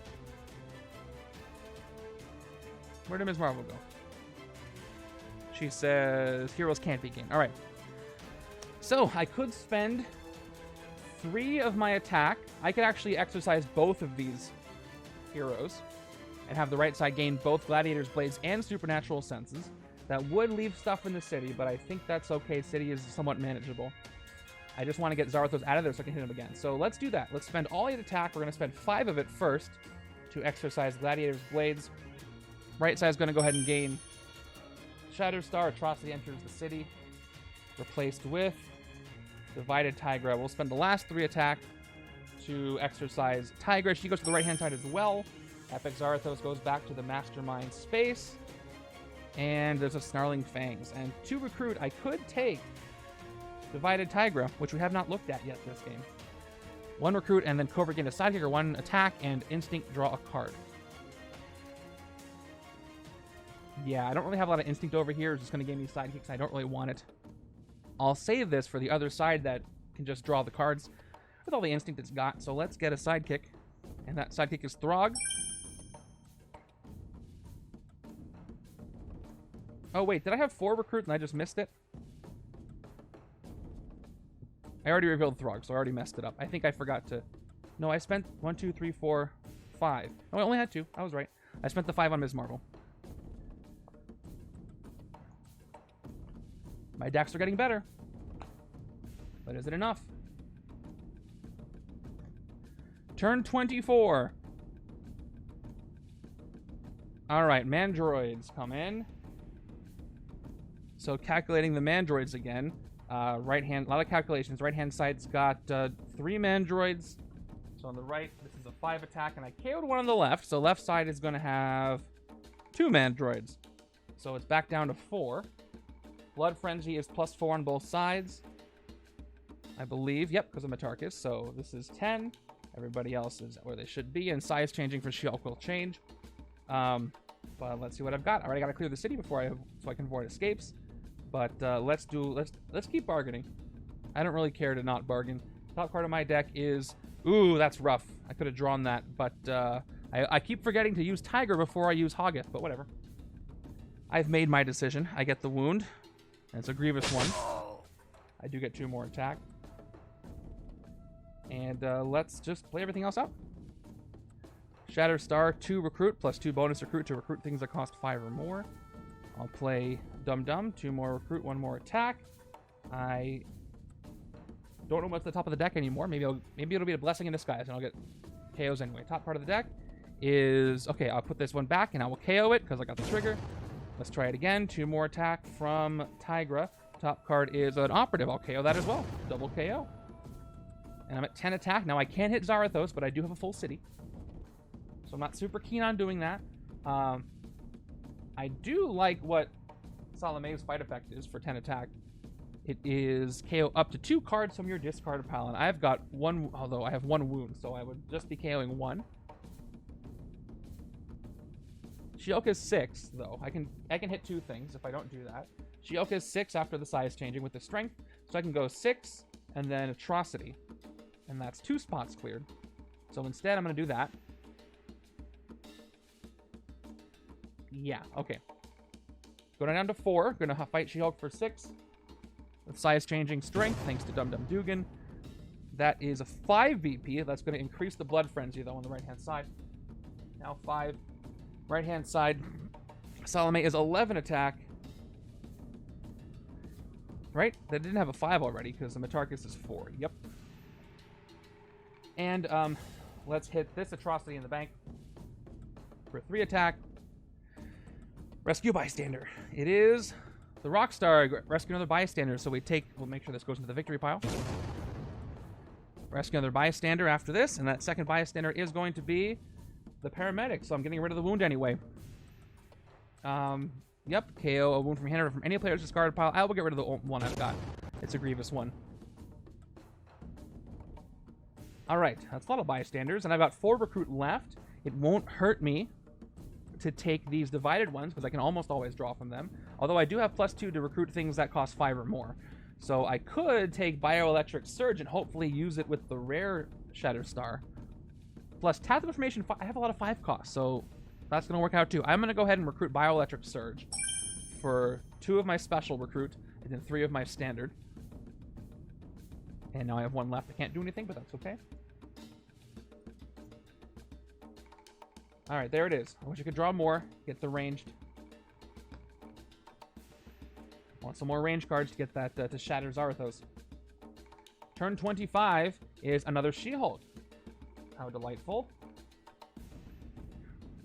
Alright, do I have any more wounds for Oshtur? Nope. Let's start with Snarling Fangs. Once again, we're in super... Actually, not super Moonlight. We're in dim Moonlight. 2 attack. Whenever you defeat a villain or mastermind this turn, you may KO one of your heroes. Okay, good to know. I got the Shatter coming up. That'll help me with that. Full sewers and rooftops, though. Oshtur, no wound. So 2 recruit. 1 more attack. 3rd attack. 1 more recruit. So I've got a strength. So She-Hulk is 6 attack again. So Atrocity I can fight right now. And if I do, I won't clear any spaces that Blade cares about, unfortunately. But I will get to KO one of my heroes. Although I could Shatter She-Hulk and do the same thing, then clear the sewers. If I shattered Salome, I'd go down to 5, but I'd have to play Hunt High and Low first. But then she'll let me KO up the 2 cards of my discard pile. There's actually good stuff I want to KO. So, you know what? Let's do it. Let's play Rock Slide. We're going to go ahead and make sure I have 4 costs. 4 VP values. I've got 6, 3, 1, and 2. Yep. So she is at 10. Let's go ahead and shatter Salome right now. Because I can't shatter and hit Zarathos. So now she costs 5 on the left-hand side, and I will play Hunt High and Low first, not triggering anything. I played Rock Slide to do that. I'll play Hunt High and Low just for the 5 attack to do that. Take her out. And KO up to 2 cards from your discard pile. And now here's the thing. I didn't have a 5 cost. So now Blood Frenzy is 1 more. So it's 5 on both sides now. 2 cards from my discard pile, huh? Now I looked, I didn't have any wounds, right? So I'm just going to get rid of the 2 agents on top. Double KO. 3 recruit left. Oh, I defeated a villain. So I may KO one of my heroes. So I got another KO on top of that. Another shield agent. And we will recruit another Snarling Fangs to double that up in the future. A lot of KO power in this hero deck. And as you know, that makes for a fun game. We are a little less than an hour and a half into the game itself. Not a lot of cards left in the villain deck, so I think it's very likely I'll play a second. And my second games usually go faster because I give less info about the cards, because you've all seen them already if you've been here. Or watching the YouTube video, I've already talked about them. So second games seem to go a little quicker. So if you want to watch that one, see if I do a bit better, especially if you made a prediction, stick around. Left-hand side does not have a great hand. Right-hand side's a little better. Turn 26 is another Mandroid. Once again, they have a 4 and 5 attack, respectively, depending on which side it is. Okay, let's start with the no trigger card, Starlit Path once again. I think Werewolf, but it's too early to say which hero set is my favorite from Midnight Suns, but Werewolf is up there. So yeah, Moonlight again. Oh no, it's Sunlight! Look at that! It's actually Sunlight right now. That's why I gotta check. So I get +1 attack. I'll take it.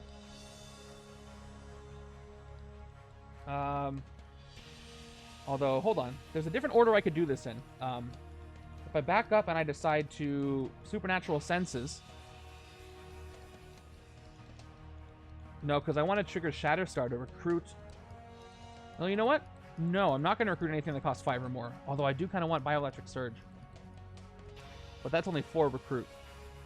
You know what? Here's what I'm going to do. I kind of want it to be Moonlight to draw more cards. So I'm going to go Strive for Greatness without triggering it. See if this works. Because otherwise I can't draw anything. So yeah, let's do this. 2 recruit, no effect. Now we're going to recruit one of these 2-cost Tigras. See if I get into Moonlight now. And I do for a second before Mystic Talisman is KO'd, because I keep forgetting or not being able to, or prioritizing other things over Yellow Jackets. So, and now we're in Sunlight again.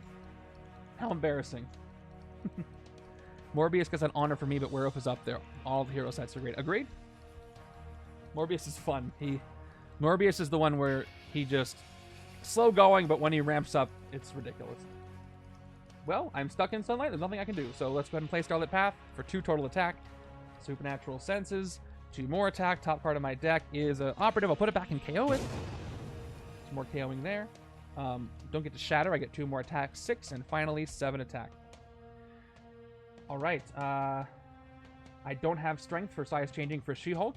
Nobody's being haunted right now. And I only have enough to hit 1 thing. Or I can hit Yellow Jacket, which is the 1 thing. Let's finally take Yellow Jacket out. I think there's 1... No, all the rares have been KO'd that cost 7. All the ultimates have been KO'd, I believe. So this is just for the VP at this point. Yeah, let's take him out. No tech. Good riddance. For full 7. Because that was super annoying. All right, that's it. There's a wound. The question left is, can I actually defeat Epic Zarathos? Gotta hit him. I only got 1. Is that right? 1 tactic? I thought I got 2 tactics. Maybe I pressed the button twice. Or maybe I'm just totally wrong. I'll check in a second. Okay, well, I got both of the Gene Splice, but no range to trigger it. Yeah, I only hit him once. Wow. I really got to hurry that up. Okay, turn 27.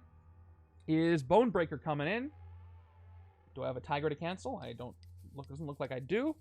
Ambush prayer on the fewest strength, so this is actually going to care. I got 2 strength on the left, no strength on the right, so good thing. It'll prey on the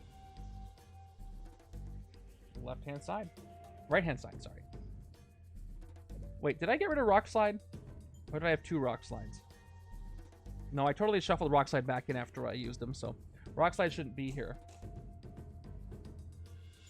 Pretty sure. Because I don't have a Rock Slide where my used sidekicks go, so I think I just put Rock Slide back. So for that reason, I'll draw another card. And it's Hunt High and Low. Okay. Let's see. What am I going to do? Snarling Fangs, 2 attack. That's a whenever effect. I'll come back to 2 Shield Troopers, 4 attack. I've got Ride by Moonlight. 4 more attack because of... Yeah, we're still in sunlight, so couldn't do that. Okay, and I can move villains around though. So I kind of want both Blades things to trigger. So I'm gonna swap She-Hulk. I really don't want her to escape though. I'm gonna hope she doesn't. I'm gonna swap her to the bridge, and I can just hopefully do some more swaps later. I've got 7 attack. I'm going to do a 4 and 3. So let's start by fighting Atrocity for 3. Although I've got Bonebreaker, but I'm going to let the other side take care of Bonebreaker. Down to 4 attack. Rescue Bystander is a standard. Oh, villains bystanders aren't in this setup. So if I see any of those, if I missed one. Okay, Photographer is in there. He's worth extra VP at the end of the game for all rares, but they've been KO'd, so this is just a regular bystander. And Atrocity is defeated. And I got 4 attack left. Let's clear a spot by hitting this Mandroid. And, well, actually, we'll keep Maria for a second. We'll fight this Mandroid for 4, and we'll KO a Trooper. And get rid of this Mandroid. Left side Mandroids is 5 all right now. 5 all around.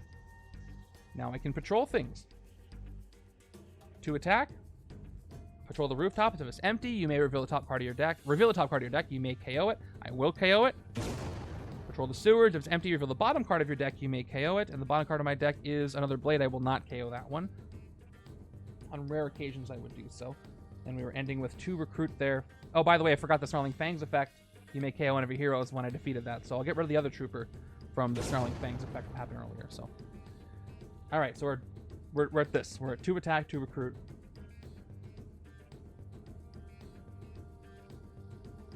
I guess Starlit Path won't hurt me. But it's better for the other side, but I need to move the HQ along. Even in this late stage of the game, and I want it to be Moonlight. And it is Moonlight now. Okay.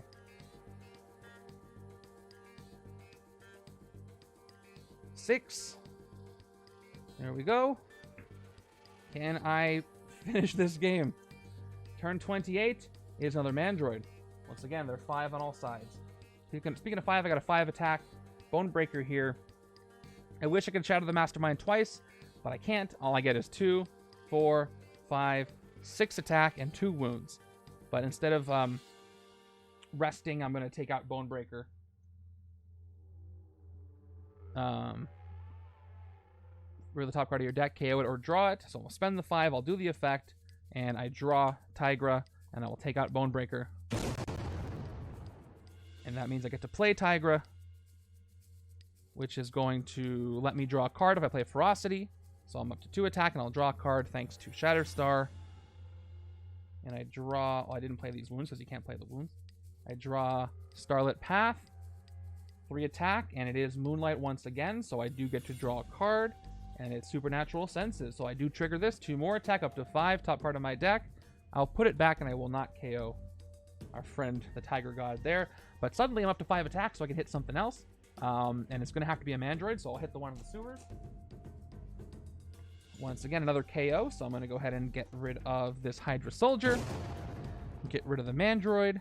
And that's going to be 6 VP values. Oh, no, this is 6 Mandroids. That's his VP value. This is, that's Blood Frenzy. A lot of bookkeeping there. So that means this is at 6 on the right-hand side. That's what changes. Well, I sure am keeping the city clear. What I need is to hit the Mastermind. In the limited time I've got left, I don't think I'm worried about losing to the scheme as far as escapes, but I do lose when the villain deck runs out, so there is that. Turn 29 is Donald Pierce, who is going to pray if I don't cancel it. I'd rather draw 2 cards, so I will reveal Tigra to cancel and draw 2 cards. I get Snarling Fangs and Oshter. All right, that was good. Let's put Donald Pierce in the city. Do I have any wounds? I didn't give myself any way to gain wounds over here, so it is kind of a problem. So let's go. Snarling Fangs 2. We got the whenever effect active. We got the Trooper for a 3rd. We've got, we will clear the patrol spaces for where monsters lurk. We're going to turn this up to, and it is Moonlight, so we get up to 7 attack. We will move Donald Pierce over to the bank, but I also kind of want to move She-Hulk away from escaping, but hopefully we'll take care of her soon. We're going to play where monsters lurk. Sewers and rooftops are empty, so we start with the 2 recruit. Patrol the rooftops. If it's empty, draw a card. And it's a Ride by Moonlight. Great. I can move She-Hulk away if I want to. And then we patrol the sewers. If it's empty, 1 recruit. Let's play Ride by Moonlight up to 11 attack after the bonus attack. And we also get to move. We'll swap She-Hulk with the Mandroid just in case. I've got... yeah, we're going to hit Zarathos. Let's go ahead and hit him right now for 9. Trying to win before the villain deck runs out. We've got Eruptions of Hellfire. Zarathos haunts the highest cost unhaunted covert and or range hero in the HQ. That is going to be Bioelectric Surge Shatterstar. Each other player discards a covert or range hero or gains a wound. Which is a choice. Makes it a choice. Nope, that was the tactic. I do that too much, so the tactic is gone. He haunts. And ranged or covert, huh? I got it ranged. I'll choose to gain the wound. I'll gain the wound. And that was each other player, correct? Yep, each other player. Is that this side's first tactic? Yeah, 6, 1, 3, 4. Oh, this wound's in the KO pile. Right? Did I put it in my why do I have a wound in my victory pile? Did I gain it or did I KO it? I can't remember. I honestly can't. It doesn't really matter at this point. I'm not going to get in the bottom. So 6, 1, 3, 4, 2, 5. So 1 through 6. Yep, so that's 6 values now. 6 values for Blood Frenzy in case that comes up again. I think Salome is the only one that's it's a villain anyway.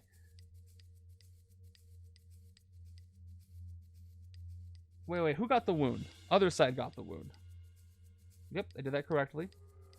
Which means I can't use Oshter to get rid of the wound, because that's only my side. So I'll play Oshter to recruit them up to 5. Agamotto puts me up to 4, and then the Trooper puts me up to 5. Oh, I gotta do Agamotto's effect before I play the Trooper. Okay, top card of my deck, discard or put it back. I will discard Throg. Now I'm at 5. So I can... She-Hulk's down to 6, but I don't have 6. So we're just going to go ahead and exercise Bioelectric Surge and gain it on the right-hand side for 5. And put Zarathos back. And left side's going to get another Ride by Moonlight because, boy, it is really helping me. And it's another Gladiator's Blade. Oh, and I defeated a Mastermind, not a villain. But I do get to KO one of my heroes.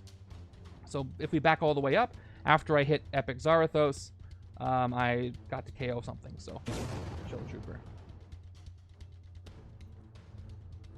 The whenever effects in this environment of the stream are the hardest for me to catch because I'm thinking in a forward motion. So remembering back to something I activated previously is very difficult when I'm trying to keep things moving. So luckily I've been catching it, albeit a little late. But if you do notice I catch it and feel like it, you can chime in and let me know.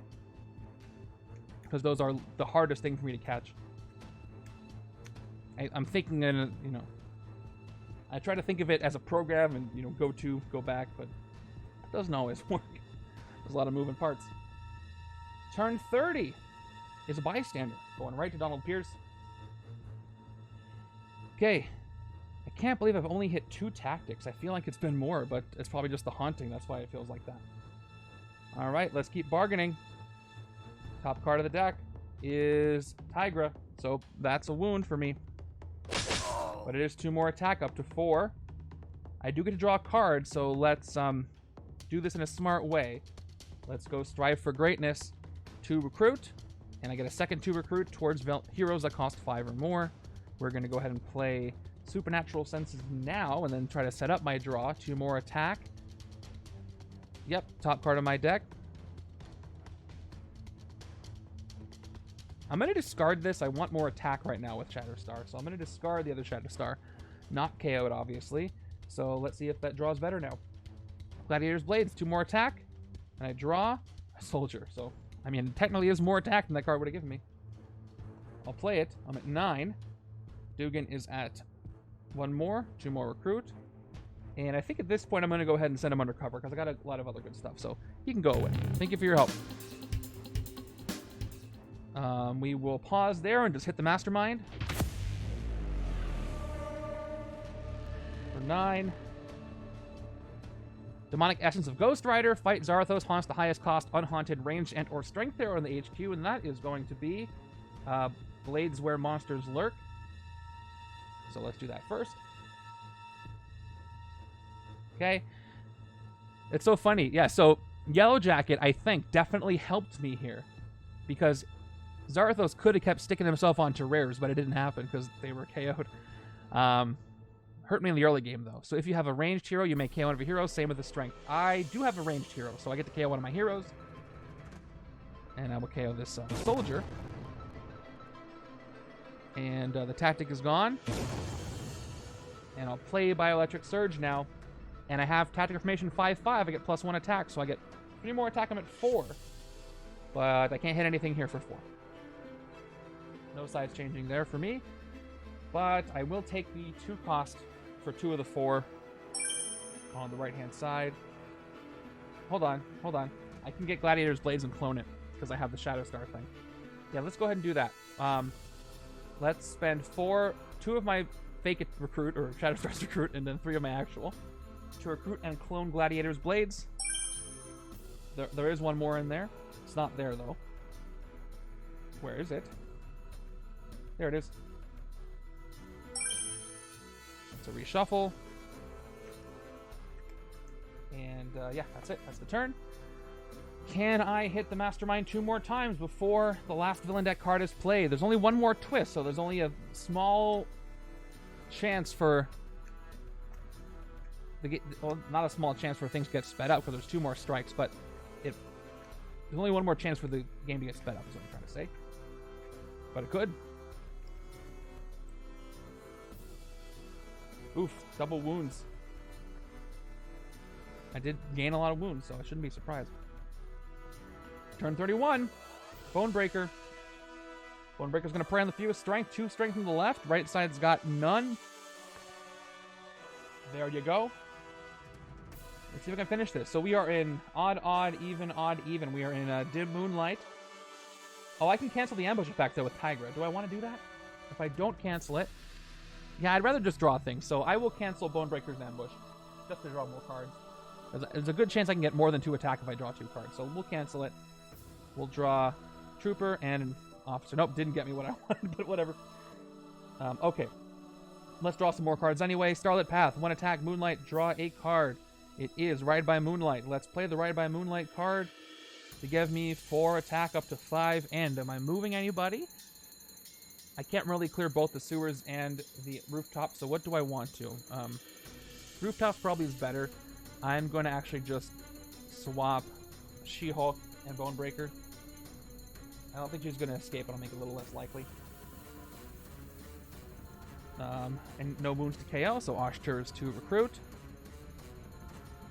For the Astral Plane hasn't even been a problem here. Let's start... yeah, I do She-Hulk's at 6. What I want to do is I want to exercise Where Monsters Lurk Blade, so I can do that now.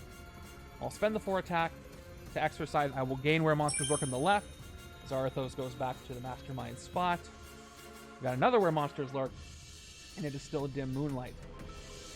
With that, let's play Hunt High and Low. No, let's draw a card first. We're gonna go Where Monsters Lurk. Play the one that I've got. 2 recruit. Sewer's not empty. Rooftops are, so I do get to draw a card. It is Oster again. I'll play Oster for 2 more. Recruit him at 6. Let's Hunt High and Low. 2 more attack. Sewers does activate, or Rooftops activates. Top card of my deck. I will not KO the blade card that's revealed there. I've got 4 attack now. I've got 3 more recruit him at 9 recruit and 4 attack. Boy, that's not a lot of attack. I can't hit anything for 4. That's a little surprising. I got too much recruit this turn. So what do I want? I'll take the other Ride by Moonlight. Hopefully it doesn't put me into Sunlight. It did just put me into Sunlight, so I'm going to take another Starlit Path to hopefully avoid that. Down to 2. And good. Release the Beast is one I wanted to get earlier, but at least it just put me back into Moonlight. And, yep, that cost me 5-7. I'll get a sidekick for my final 2, and it's a standard, which is welcome. And that's it for this turn. 2 more hits. Putting Tigra on top to cancel any ambushes, but I might want anything to ambush because the city's going to be full if it doesn't. Turn 32 is a Master Strike, which I forgot was in there, but he wasn't haunting though. He's going to go haunt again. Okay, if any heroes are haunted, each player gains a wound. That does not happen for once. And then he's going to haunt the highest cost unhaunted hero in the HQ, which is going to be Release the Beast. Then reveal the top card of the villain deck. If it's a villain, it haunts the highest cost unhaunted hero. So this could also speed things up. I forgot about this, speeding things up in addition to the scheme. And there's not a lot of cards left. It is a villain. So the Mandroids are somehow haunting the... Oh, that's the wrong card to look at.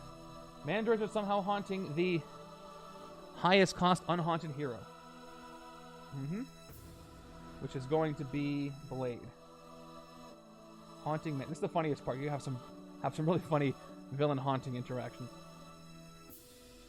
Alright, now 2 things are haunting. Zarathos is hidden again.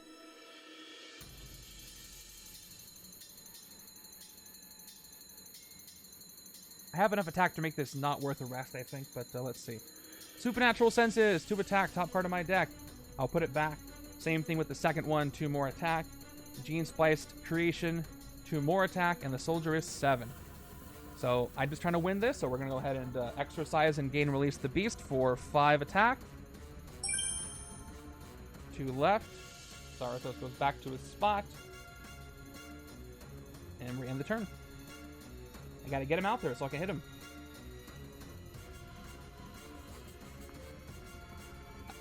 I already currently have 1 escape, and I think that's going to put me at the end of the list anyway, so I'm just trying to win this. Turn 33. It doesn't matter how many escapes I've got. Oh, that's the wrong... Oh, whatever. All right, other Master Strike, so it happens again. He's going to keep haunting towards the end of the thing. Speeding up the deck. There are only a few cards left in the villain deck. I might not be able to do this in time. So he's going to haunt the highest cost... Oh, the Mandroid's already here, so let's do this in order. Okay, if any heroes are in the HQ are haunted, each player gains a wound, so that does happen. Couldn't clear the Mandroid away, so 2 wounds go out. Then he's going to haunt the highest cost unhaunted. He's going to go to the other blade, and then top part of the villain deck. If it's villain, it haunts the highest cost unhaunted. Why couldn't those strikes have been in a different order? And then... Oh, it's a twist. Okay, so that's not speeding things up. That was an ambush, though, so I couldn't prevent it. Let's go both Snarling Fangs, both whenever effects are out. That's 4 attack. We've got... It is not. You are spending attack to exercise. So you specifically spend the attack to exercise them, and then you gain the hero. So no fighting and recruiting happens there. And I'll play Can't Surprise a Cat, because I don't think any other ambushes are going to happen. We've got... Ride by Moonlight. Which, again, I'm still... No, I'm in Sunlight now. Ouch. Do I want to try to recruit out of there? I could recruit Tigra to draw. But I don't think that's worth the 1 attack right now. That'll give me 9, 11. 11 attack versus 12 I could get.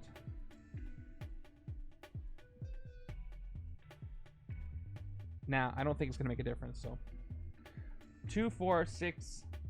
We're up to 9. Agamotto. Oh yeah, did I do a turn where I didn't fight anything and I forgot to KO wounds? So last turn, right? I've done that before on my last stream. I just missed. I didn't fight anything. So did I not fight anything last turn? Then I would KO all 3 of these wounds. I'll happily do that. I missed that I didn't fight. I don't think it'll save me, but I'll do it anyway. I have 3 in my discard. Oh, I just gained 1. So I had 2 in my hand last turn. So you're right. I didn't fight anything, if that's true. I forgot what I did exactly. But if I only exercised and I didn't fight, that would have been, yeah, you could have KO'd them. I think you're right. So, cool. So, yeah, so Dormad is 100% correct. I didn't actually fight anything. So I didn't fight or recruit. So that was a KO of the wounds. Nice catch on that one. So those are gone. The one that I got from the strike is still there. All right. 2, 4, 6, 9. Agamotto up to 11. Top card of my deck. I'll put it back. Let's start by... I really want to activate Snarling Fangs' KO. I don't have a lot of heroes want to KO, though, so let's exercise Where Monsters Lurk. You know what? I'm going to KO these 2. I don't really need these anymore. So I'm going to KO Where Monsters Lurk after I exercise it for 4. Down to 7.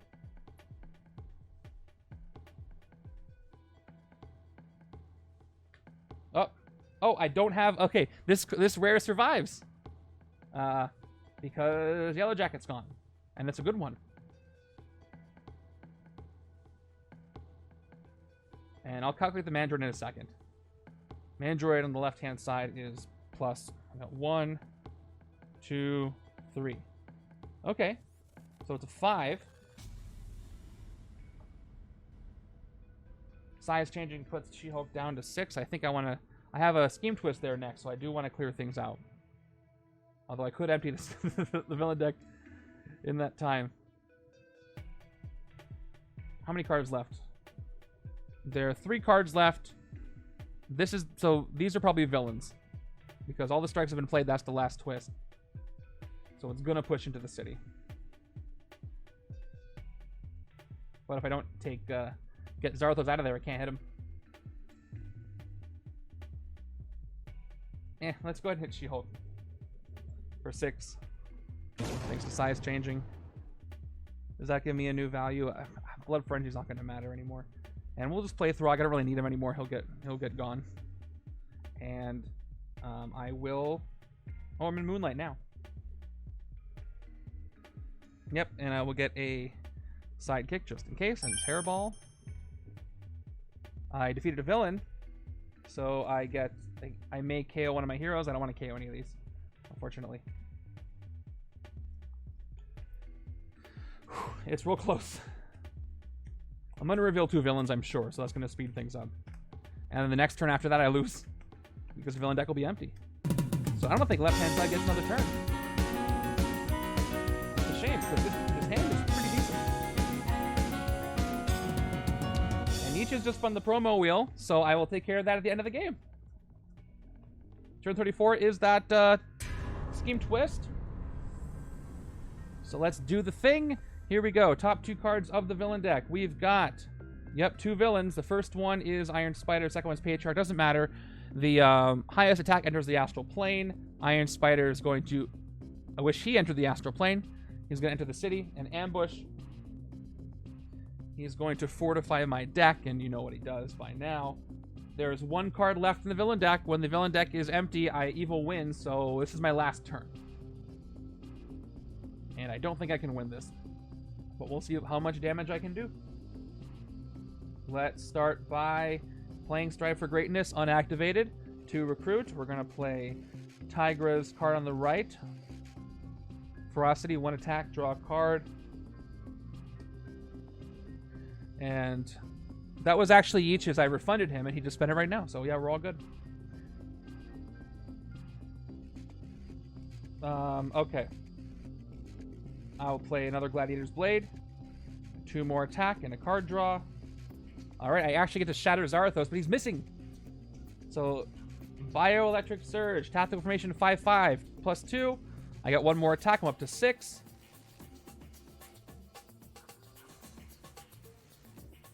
I could shatter the Mastermind right now, and he would still be shattered when he's exercised, but still. I literally just gave the answer to that, yeah. Okay, 2 more. 8 attack and a card draw. There's a Werewolf. So we have to exercise Zarathos. I know, delayed. Don't worry. All right, so let's exercise him. We'll KO him. And Zarathos goes back. Now we're going to shatter. Oh, we refill. Now we're going to go ahead and shatter the Mastermind. We get 2 more attack up to 6.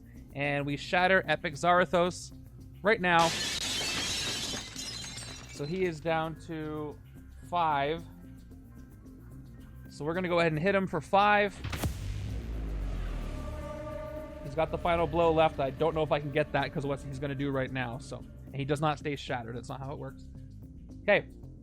Corrupted Spirit of Vengeance. Zarathos haunts the highest cost unhaunted instinct and or covert hero. Unfortunately, he's haunting the Book of the Vishanti. Oh boy. Okay. So that's it for me. Each other player discards an instinct or covert hero, discards down to 3 cards. I'm not gonna have another turn. Doesn't matter what I discard. So I'll just discard 1. That's rough. I got all 4 tactics, but he's gonna hide behind the strongest thing in the.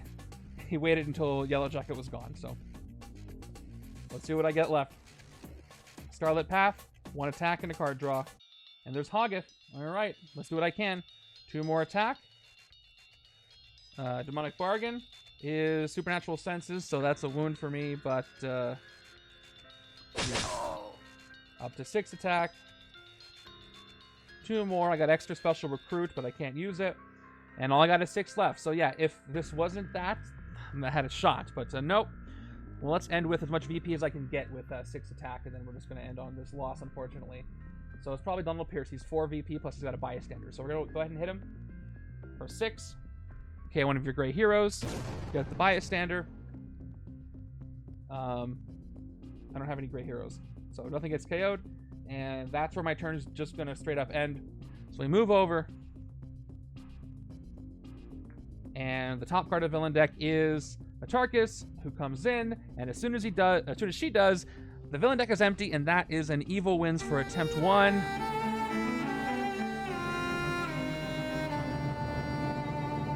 I got hurt at the beginning. Oh, I had 4 recruit, didn't I? Let's just say I also took out Patriarch on the right-hand side, too, because I missed that. So that's VP. That's VP for me. I missed that the Astral Plane was there, so I take him, too, for the right-hand side. All right, whatever. That was a Evil Wins. So let's go ahead and calculate my score. I'll play another game a little quicker. We've only 2 hours into the stream, and we'll see if I get a better score for this one. Am I going to change heroes? Good question. I can't use the Ancient one. I already used the Ancient one in this competition. Otherwise, I might consider it. But I think my heroes are solid. I just think I had an unlucky start with the Rares showing up in the HQ and then Yellow Jacket KOing them all. So I'm going to keep the heroes. We'll see how it goes. I'm not going to resolve the predictions because I have a second game to play. But let me go ahead and count my stats here, and I'll spin that promo wheel for you Yeeches as well. Stick around for game 2. I'm just going to put this in chat, and then I'll enter my score at the end. I don't think I'm going to have a worse score than this, but we'll see. So I'm going to write this down somewhere else just so I don't lose it. Let me start a new window here. Keep track of this stuff.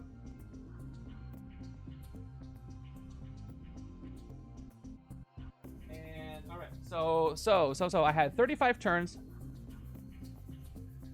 If I could open them up again, I would, but I can't. Once they've timed out, they timed out. Okay, so by the way, in case you want to know what it said, here's what I've got. It's 2080, so I have 1 more attempt before I submit. I've got 35 turns, 1 escape.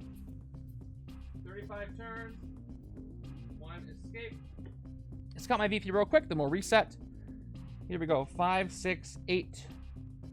And then I'll set them aside. 13, 19, 22, 23, 26, 28, 29. And then this one cares about ultimates. So 30 total on the left.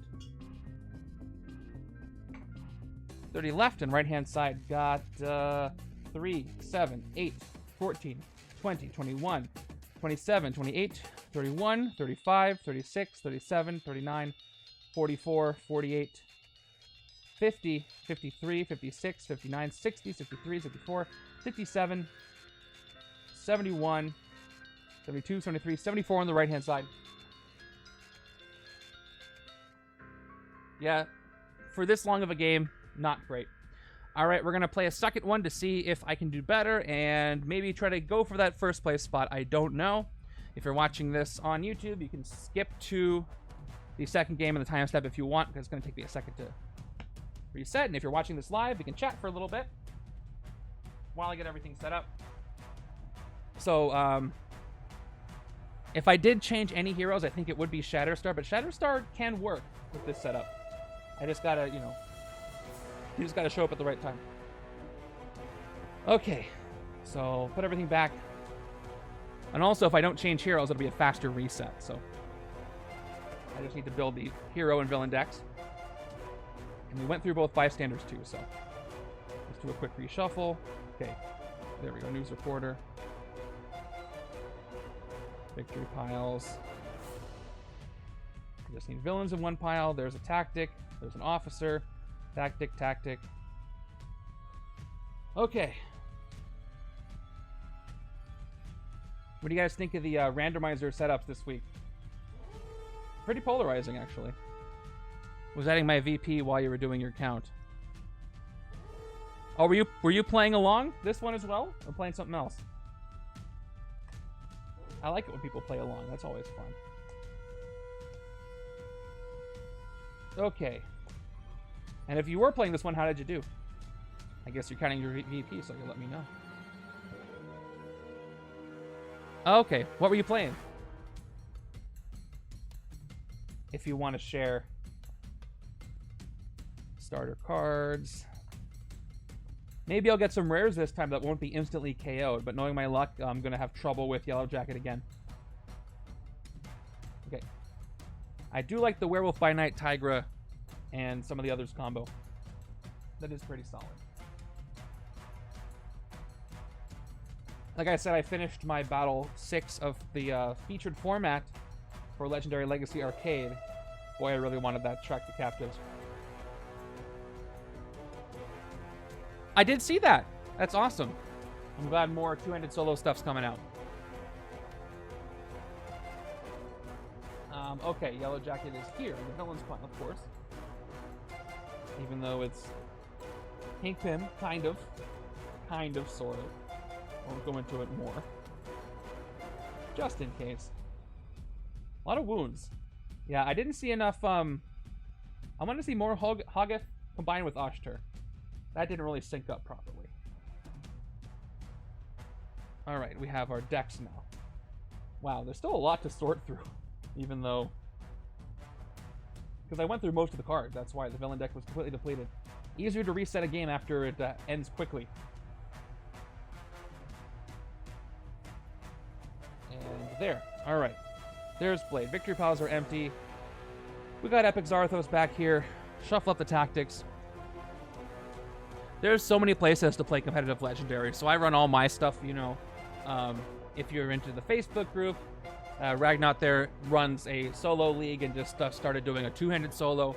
If you're into more advanced solo stuff, there's all kinds of stuff on Board Game Geek. Travel Size runs stuff on his site Legendary Leagues. Kingpin's Clone Saga with Spider-Woman, Cable, X-Factor, Wolvie, Symbiote Spider-Man, and Moon Knight. Okay. So, using, I guess, just Dark City and Paint the Town Red. He uses like a couple of expansions at a time, right? Those are solid combos. I always love using Moon Knight. And Spider-Woman 2 has grown on me. Okay. Speaking of expansions and rating stuff, I didn't mention this, but we are up to Secret Wars Volume 2 in the hero rankings in the Discord. And if you're not participating, you should. We almost got up to 40 votes on a single hero card last time, which is a lot, which is really cool. Gives us more data on what you guys think. And we're ranking each one of the heroes, each one of their cards, and their hero set overall. And I'd love it if you'd participate. So however you feel. There's an official rubric, so you can, if you don't have to be confused about how to rate these heroes. You can just look at the rubric and which one fits best, the card and the hero. And then overall, we're getting some pretty good data on, as a community, what we think the strongest cards in the set are. All right, let me just confirm all the twists and the strikes are gone. So let me reset this villain deck. Yep. So we got 1, 2, 3, 4, 5, 6, 7, and then 1, 2, 3, 4, 5. 2 mystery bystanders that I will not look at. We're retiring the ones we used in already. I just put them face down. They should be face up on the bottom. Okay. Villain deck shuffle. This is normally the time where we do the predictions again, but we don't need to do that.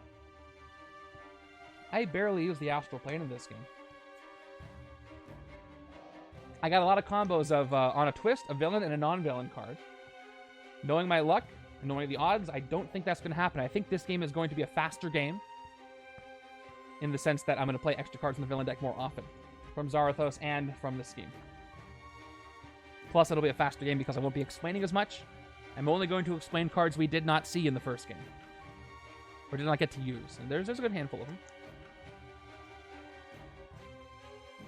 I have to say again, I really do like this mat combo.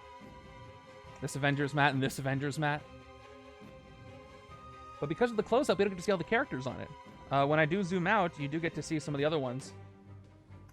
Like Black Panther's over here. Hulk is way over there in the corner. Spidey's up there. Black Widow. But when I zoom in, you don't get to see all of them. You see Scarlet Witch and Hulk's hands. Little Black Panther's hands and a bit of Thanos in the back. But it'd be cool to have a map that is a little smaller, that has more stuff going on. But that might make it more too busy. So, I don't know. Villain deck is shuffled up. Oh, I got to reset all these counters and all that stuff. So, unofficially, because we're not predicting again, what do you think my chances are about having... Let's specifically say, what do you think my chances are about having a better game than the first one? Second time around. Maybe I'll have a worse game. If I get a better start, I think I have a good chance of having a better game. If not, getting first place, but I don't know. We'll have to wait and see. I had a pretty good HQ at the beginning. It was just everything else that happened that slowed me down. Man, I'm playing a lot of Legendary this week. Sunday was just technically the beginning of the week, and then I got Tuesday and Thursday. Thursday is randomizer 126. Yeah, the shuffle got me. The HQ was good and bad in some ways, but... So this is the whole reason we do two attempts if you want, to mitigate the shuffle a little bit. But there's no reason you couldn't have a bad shuffle on shuffle 2, and I know a lot of you have dealt with that. 70% chance. That's pretty high. I'll take it. All right. We are 2 hours in. Thank you all, 20 of you, for watching. By the way, if you care, the YouTube channel is up to... We're getting real close to 1,000. And I'm looking forward to playing that Marathon Legendary Legacy Adventure stream, weekend stream, when I get there. But I'm pretty sure you all have subscribed over there, so thank you so much for that. All right. Left, right. This is why I use both Hydra and Shield, because they're so easy to separate out. See, the starting decks are already done. Dice out of the way. Here, I'll show you. I'll show you what I'm doing. I can zoom out so you can see my cleanup. These 2 dice. I'll keep these for Blood Frenzy just in case. Astral Plane's going to stick around because I will need it. And counter dice. I got to switch to the right-hand side so I can move to the left-hand side to start. All the counters are correct down there. All the behind-the-scenes fun stuff. All right, let's zoom on in. Give myself my starting hands. 4, 5, 6. And 6 more. If I do get an expensive HQ, I'm hoping I can recruit things right away. All right, that's it. Setup is done, except for the HQ. Let's go ahead and fill up our HQ for Game 2. Actually, let me do this so I can officially start Game 2 with the timestamp. But let's fill up our HQ first, and then the timestamp will be after that. Okay, all right, there's a cheaper card. We're starting with Oshtur. We got Starlit Path. We got Hoggeth. There's the combo. We got Where Monsters Lurk, and we got Bioelectric Surge. Okay, so a slightly cheaper HQ. And we've also got the Vishanti combo. So I'm happy to see that. So if something gets haunted, I hope it's something cheaper. So hopefully they can get these 5 costs out of here first. And with that... Oh, my arrow didn't switch. I almost said with that, but I gotta reset.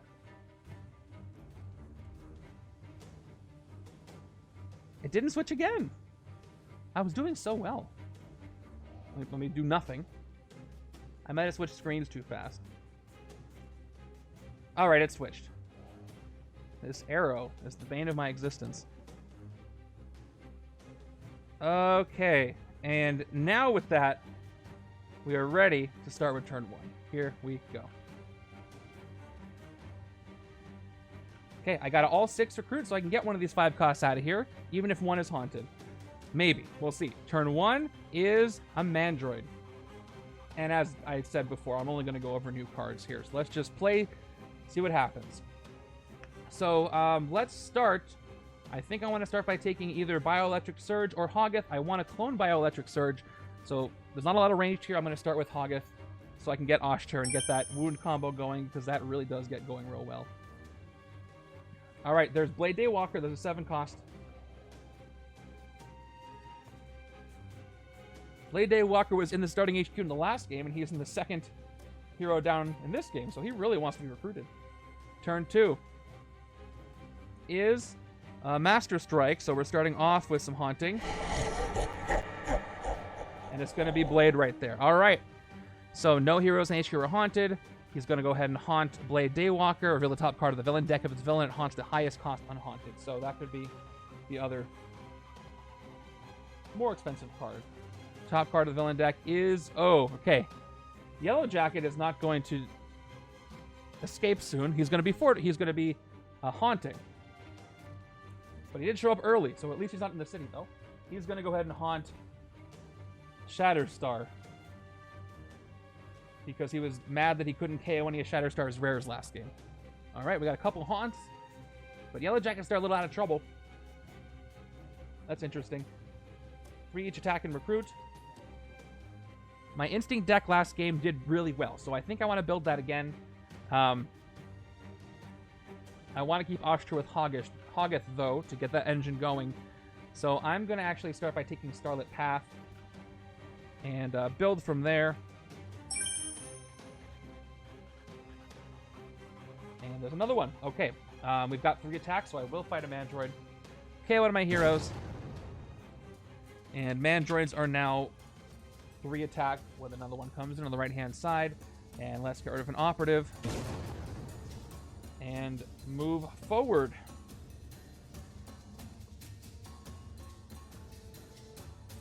Turn 3 is another Mandroid. 3 on the right. And 2 on the left. For now. 1, 2, 3, 4. I can fight that Mandroid, but not much about the recruit side of things, although Starlit Path is good on either side I'm using them on, so let me go ahead and just keep the HQ moving by taking the other Starlit Path, keeping it Moonlight as well. And a Divided Tigra. That's for the right-hand side. I'm still going for Instinct. And let's hit the Mandroid for 2. KO another one of my heroes. So it's going to be an agent again. And now the Mandroids are 3 on both sides. Turn 3 is done. Zarathos hiding behind Blade is tricky, although if I lean into attack and I get 7 attack, then that means, well, in order to hit Zarathos, I'm going to have to, unless Yellow Jacket escapes, I'm going to have to get 7 attack and exercise him for 7, and someone will gain Blade. But it might be a bit to get 7 attack. Turn 4 gives us another Mandroid. So we are top loaded with Mandroids here. They are 3 all around right now. 5 recruit, 1 attack. This is a side I wanted to keep Instinct. And I can't recruit Bioelectric Surge anyway.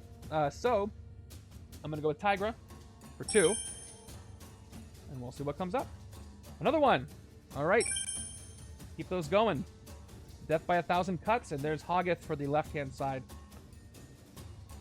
For when Oshtur inevitably appears again. The more of those Tigra draw cards I've got, better for her card that has the critical hit.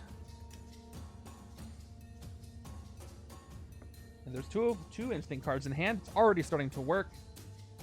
Getting me hopefully closer to 7 attack. Turn 5 is another Mandroid. Once again, they are 3 on all sides. I'm going to keep trying to split them up like I did last game. And we are in odd, even, odd. We are in almost perfect Moonlight, so Scarlet Path gives me 1 attack and a card draw, which gives me a shield agent, so I'm at 1, 2, 3, 4 attack, 3 recruit. I can KO yet another one of my Graves, but I also want to replace my recruit. I do have a Hoggoth, so I'm going to replace with an Oshtur, or get an Oshtur in place of the shield agents. That's all I can take anyway. And there we go. We're a little closer to sunlight. I will hit another Mandroid for 3. KO a hero. KOing the shield agent. And now Mandroids are 4 on the left-hand side. Yeah, I can see that as kind of like Ultimate Abomination. But obviously, if it wasn't included in Midnight Suns, it's probably not going to be a thing. I would probably think a different term would be used than Perfect Sunlight or Perfect Moonlight. Something else that would sound a little better, but I like the idea. But it's so hard to set up, though. Keep that way. You could do the same with Empower, if all the cards are this class, but that's also very hard to get. I don't know if it would feel good in testing. Turn 6, for all I know, it could have been tested already, and wasn't great. Ms. Marvel, escape fortify in HQ space. Just checking on this. Yep. We've seen her before. Let's start drawing some stuff. So I'm still in Moonlight. So 1 attack and a card draw. Let's play out my Graves. 1, 2, 3, 4 recruit. 1 more attack, and we have the divided Tigra to play. So I could get a total of 3 attack, which would let me hit the Mandroid and draw another card, or I can get 5 recruit, in which case I could get Hoggoth, which again I kind of want to keep on the left-hand side, but it is an instinct. It is a common, but I think right side messed up a little bit by getting too many wounds it couldn't itself get rid of without some just general KO. So I think I'll probably just take Scarlet Path. I'll play Ferocity for a 3rd attack and a card draw. Another one. All right. I'll play another Ferocity for another attack and a card draw. And it's another Recruit. Okay, so I can do both if I wanted to. Let's hit the Mandroid. So now they're going to be 5 on all sides. So hitting them for 4. Let me just confirm. No, I'm hitting them for 3. Let me just confirm on the Mandroid. So I got 1 on the right-hand side victory pile, 2 on the left. So after this, they're both going to be 4. So this one only cost me 3. I will KO another Operative, which is dangerous. I don't have a lot of Recruit, but they're gone. So I was wrong on the 5. I got 2 on the left, 2 on the right. So they're 4 all. Okay, I'm going to do what I said I was going to do, and take Scarlet Path again. Lean into the draw strategy. And there's Ride by Moonlight for the other side. I got 3 recruit left, nothing to take here. Going with the sidekick, and if I'm lucky, I'll get a... Nope, I got Rusty Collins, but he does do some pain. But I do need to watch out on this side that I don't recruit lock myself, especially for the Astral Plane. But if I can focus one side on building up a ton of attack to take care of the Haunts, and hitting the Mastermind, other side taking care of the Astral Plane, that might be the way to go, but I don't think I'm going to be able to do that. We're up to turn 7. Turn 7 is going to give us Bonebreaker. So no cancellation of ambushes possible yet. So Bonebreaker is going to prey on the fewest strength, and both sides have equal amount of strength. So Bonebreaker is going to prey on the right-hand side. Let's make the bargain. It's going to cause a reshuffle, and none of this is going to get in. So do I want to do a recruit first? I do. Let's go 2, 4. Let's recruit where monsters lurk for some more recruit. Replaced with Release the Beast. That's a really good one I wanted to get earlier. Now I'll do the bargain. Not shuffling all these Graves in. Hopefully I do avoid a wound though, but if I do get the wound, I do have Oshtur. Plus I can hit the Praying Bonebreaker this turn as well. Okay, top part of my deck. is a shield agent that gets discarded. No wound. I'm up to 4 attack and a 5th. So instead of hitting Miss Marvel, I can't hit Bonebreaker on the right-hand side next turn. So let's fight Bonebreaker to reveal the top card of my deck. KO it or draw it. I will KO this Super. And we'll take Bonebreaker out. All right. Things are going okay so far. All right, and I don't have Hoggith in my deck, but I do have other things. Can I get Blade this turn? No, I have to fight. I have to spend attack. Not fight, I have to spend attack to exercise. Turn 8 is Pretty Boy. More ambushing, more praying happening. Prey on the fewest covert. Right-hand side has got no covert. Left-hand side also has no covert, so we're going to choose left-hand side. There we go. And I can fight Pretty Boy. We'll see if Pretty Boy comes back. Pretty Boy might come back. We got 3 recruit, 3 attack. I did those back. I set them the opposite way I was doing them, but whatever. So let's fight Pretty Boy for 2. Top card of my deck does not have a recruit icon. This has succeeded every single time this stream so far. So unfortunately, I discard Werewolf by Night, but Pretty Boy is gone. Yep, and I got 3 recruit. I can't now. I have an expensive HQ. I've KO'd a couple of operatives, so I think I am going to take an officer here because I'm in trouble with this HQ. So this officer is going to be a standard one. I was hoping for something special, but just one. With all the card draws, maybe that'll help me. I've got potentially 3 recruit here, plus another draw. Well, yes, because we're in Moonlight. We're in full Moonlight. Full Moonlight or full... I would use the term full. To go backtrack to what we're talking about, I would say full Moonlight or full Sunlight. If that was a mechanic, that's how I would phrase it. Okay, more ambush and more praying. Really staying out of the city. So, fewest strength. 2 strength from the left. No strength from the right. So, good. Prey from the other side. And that's good because that means more bunched up Scheme Twist, which I'm hoping for. Not, you know, not back-to-back exactly great, but it also doesn't speed the game up. Did I ever get a wound? No. So let's see what I draw. Plus, I got empty spaces that Blade cares about. So 1 attack, I will reshuffle to draw a card, which is totally fine. Don't have a lot of cards. Although, hold on, I got 1, 2, 3, 4, 5 recruit, 6 recruit. Maybe I should recruit first before I do this, because I can't recruit Blade. So let's go, before we do this, let's Where Monsters Lurk. Although this is a card draw too, so I can't. I could recruit 3, a 3 cost. And it doesn't matter. So we're going to shuffle anyway. 2 recruit patrol the rooftop. If it's empty, draw a card. That's going to force a shuffle. Regardless. Or at least the Beast is really one I was hoping for that works great with Shatterstar that I want to take on the right-hand side. But I do shuffle and I draw an agent. The shield agent's a little bent. Oh, this is the one I accidentally bent last time. Anybody ever iron their cards to flatten them out? I did that when I got my Deadpool set. It was a little... Oh, I didn't... forgot to patrol the sewers. To get 1 more recruit. You can actually iron your cards with a towel on top of it. Or some thin clothing. And they flatten out real well without damaging them. You leave them under something heavy for a while after you iron them. Anyway, Oshtur, no wounds. 2 more recruit, up to 5. Starlit Path. Actually, no, I shouldn't play Oshtur yet because I might get Hoggith. So backing up, I'm at 3 recruit. Starlit Path, 1 attack. Moonlight, draw a card, and I didn't get Hoggith. So now I'll play Oshtur anyway. They're pretty resilient. As long as you're not making direct contact with the iron, you won't burn them. They just get warm, and then once they're hot, you place them in a flat surface, and they cool flatten. These things are printed with high heat, so they're pretty resilient. And 2 more attack.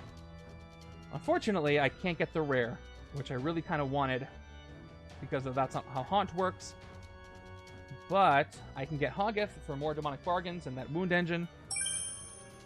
So let's do so, and replace with a Tigra card. I do have enough instinct to make that not hurt me as much. So let's go ahead and take the other one. And another Hoggith disappeared. That's all I can do. I just need 7 attack on one side. 2 Hoggiths can get 7 attack easily. They get 8 attacks. So if I draw 1 Hoggith right now, I'm going to be happy. Because then Blade Daywalker is mine.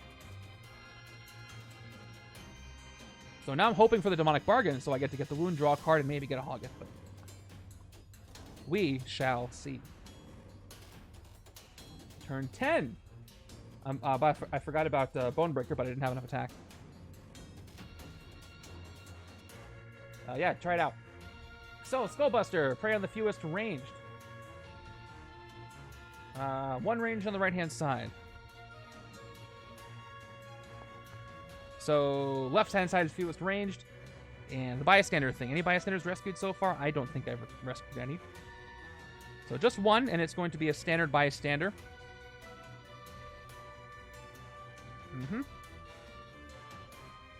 Let's not forget about Bonebreaker over here. All right. Let's start with Rusty, investigating. 1 attack. Investigate your deck for a card that costs 0. I will KO I'll KO the soldier. This Tigra was the other card. And Rusty goes away.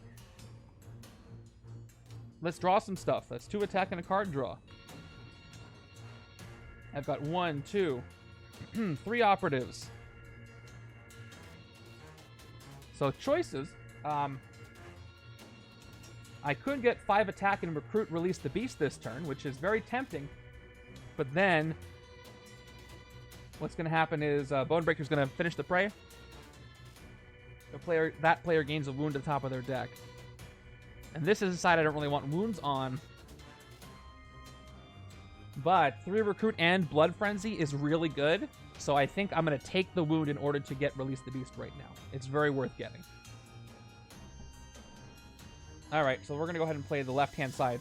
1 more recruit, and the second one is other friendship, 1 more recruit, and gain a sidekick activates. And that's a bystander. That's the wrong stack. That's not even a valid bystander. I get Lockjaw. And I will recruit Release the Beast. We didn't look at this card yet this game. But again, Sunlight, you get +3 recruit. Moonlight, Blood Frenzy, then Instinct, which is almost always going to trigger over here. You get both. Great for the Astral Plane. Great for hitting stuff. So right side now has a Blood Frenzy card and wants a lot of different costs. VP values. Why do I say costs? It's VP value.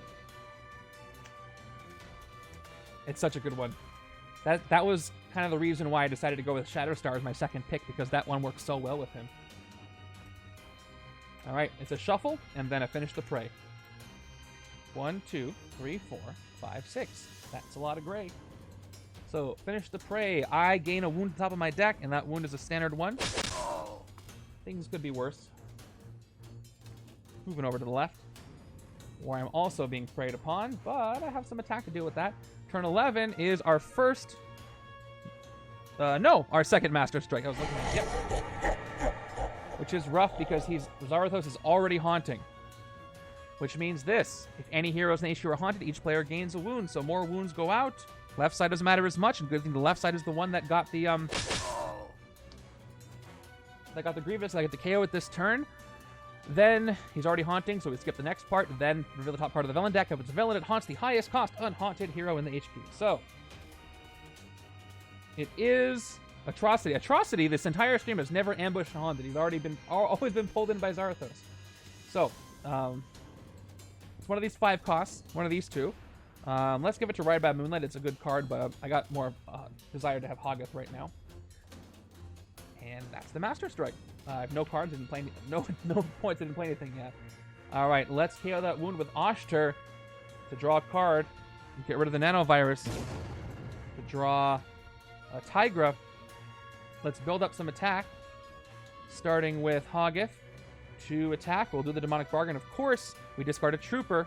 Alright. We will draw with Ferocity. 5 attack and draw. I have enough to hit to exercise Blade now, which is good. 1 more attack, Sunlight, Moonlight. I'm total Moonlight, so I draw another card. There's another Hoggith. Speaking of Hoggith, I don't need to get that much attack yet. So let's get the 7.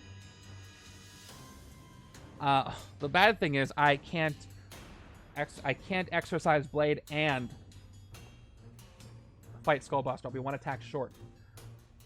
KO the captured bystander. Each player discards. Yeah, that's worth it's worth this happening in order to get a rare. So I'm going to spend the 7 right now to exercise Blade. Now, which side should take Blade? I think it's my left-hand side here. So it is 4 plus attack, Sunlight, you get plus 2 attack, and you... Yeah, Blood Frenzy. Okay, no. Okay, the right side is building up Blood Frenzy. Or trying to. But it would be nice for the left-hand side to have a Blood Frenzy also. I need to consolidate all my strong attack on one side, so... I'm going to give this to the right-hand side. This right-hand side doesn't really care about strength cards, but neither does the left-hand side, really? Plus, I can focus on all Blood Frenzy. So, let's have the right-hand side gain this Blade card, actually. Zarathos goes back to his spot. And, so, if I make the Demonic Bargain, I'll go up from 2 attack to 4 attack, which won't hit anything. That's 5, 5, 5, so I won't even bother with the bargain. So just 2 attack, just to play it. And then 5 recruit. And I also get a recruit of another Hoggith. Definitely worth the finishing of the prey to get both of those. 3, 4, 5. All right, left hand, right hand coming together. The Oshtur Hoggith combo is one of my favorite inter-hero set combos. It really takes away the penalty of getting those wounds, and that means from 2 cards you get 8 attack, and the wounds are gone. The penalty's gone. Plus you get some recruit on top of it and draw into other things. It's so good. I don't even think about Agamotto that much. 1, 2, 3, 4, 5, 6. And finish the prey. Here we go. KO the bystander. Each player discards a card. That's the penalty. Let's get rid of a shield agent on the left. And right-hand side doesn't have the great of a hand anyway. So, I'm going for more recruiting. I'll get rid of the soldier. And this enters the city. Moving over. Turn 12. Another Mandroid. Mandroids. It's totally worth it. I'm glad you agree. 4 attack all, I believe. Yep, 4 attack both sides. 1, 2, 3, 4, and 5 recruit if I play the left-hand side of Tigra. I really wish I could take Shatterstar, but I can't. But I'm gonna go with the Instinct Tigra to fit with the plan. And I'll get a sidekick for the final 2. It is standard sidekick. 4, 5, 6. Moving over. 5 cards here. Turn 13. As our friend the Shape-Shifted Copycat has appeared. Which, with this city, having things go every which way, right now it's just extra KO, so I'm not too upset about her showing up. And especially when she's captured first, and I can wait. If she is instantly rescued and then goes into the city, that's worse. Right now, Amy's a little bit subdued. Okay. So, starting with Starlit Path, 1 attack. We're double checking. Yep, and Super Moonlight. Draw a card. Hoggith here. Let's go ahead and get the +4, and we'll see if we fail the bargain. And we don't. No wounds. So 1, 5, 6 attack. We can exercise something, but if I do that, I am going to have an escape. So we should probably handle the city.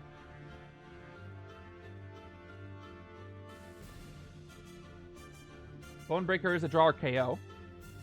Bonebreaker is the only one that gives me something positive, except for the Mandroid and the Copycat. Unfortunately, this costs 7 to take care of the team together. But if I also clear Bonebreaker, I have the Rooftops empty to draw a card, so I get to draw 2 cards, maybe. So let's spend 5 of the 6 on Bonebreaker. Reveal the top card of your deck, KO it or draw it. I will KO the agent and get rid of Bonebreaker. Now, when we play Blade, we get to get 2 recruit, patrol the rooftops. It is empty now, so I draw a card. Sewer's not empty. Speaking of drawing cards, I'll play Ferocity. 1 more attack and draw another card. And I'm at 3 attack. Almost enough to do something. That was hopeful. 4 total recruit. I will take another Oshtur, but Snarling Fangs is calling my name. Because the more I go on and the more things I KO, the more wounds I'm going to get from the bargains, which means more wounds to KO with Oshtur. And more cards to draw. There we go, 2 Hoggoths. So this is a hand that can hit the Mastermind. So if I can thin things down and just keep using Hoggoth and Oshter every turn, I can end this a lot faster than the last game. But we'll see. Because Haunting, it's frustrating sometimes. Okay, twist. First twist of the game. Is that right? I guess so. Top 2 cards of the villain deck. 1, 2. They are 2 villains. Skullbuster does not ambush, which is cool. And Patriarch does ambush. And goes into the city. So he's going to ambush, he's going to haunt. He's going to haunt an unhaunted hero in the HQ that costs 3 or less. And there are a couple. He's going to go ahead and haunt Snarling Fangs. So 3 haunted, really reducing my options. I'm going to phase Lockjaw just in case I get an instinct and I can activate both effects on Release the Beast. So let's try it. And I phase into, yep, that worked. Furry friends stick together, I suppose. 1 attack. I get to draw Lockjaw again because it is still Moonlight. All right. And now we release the Beast. I love, love, love this card. I get both effects. I get 3 Recruit. And I get Blood Frenzy. So let's start counting the Blood Frenzy counter. Right-hand side's got 2 VP and 1. So only 2 right now. But that'll grow. So I get 2 attack for each different VP value. And these are reversed. So I got to focus on that, get more values in here. That's 4 attack. And that's 4 recruit. Almost enough to get Skullbuster out of the Astral Plane. So I'm going to phase Lockjaw again because 1 more recruit will get him out of the Astral Plane, or 1 more attack will let me hit something in the city, so I don't care. Let's phase him again. And it's an officer. All right, cool. So let's spend 5 of the 6 to hit the Astral Plane. And no other effects, so Skullbuster is gone. That's going to increase my Blood Frenzy for the future by 1, so I got 3 different VP values. And I still have 4 attacks, so I can hit the Mandroid too.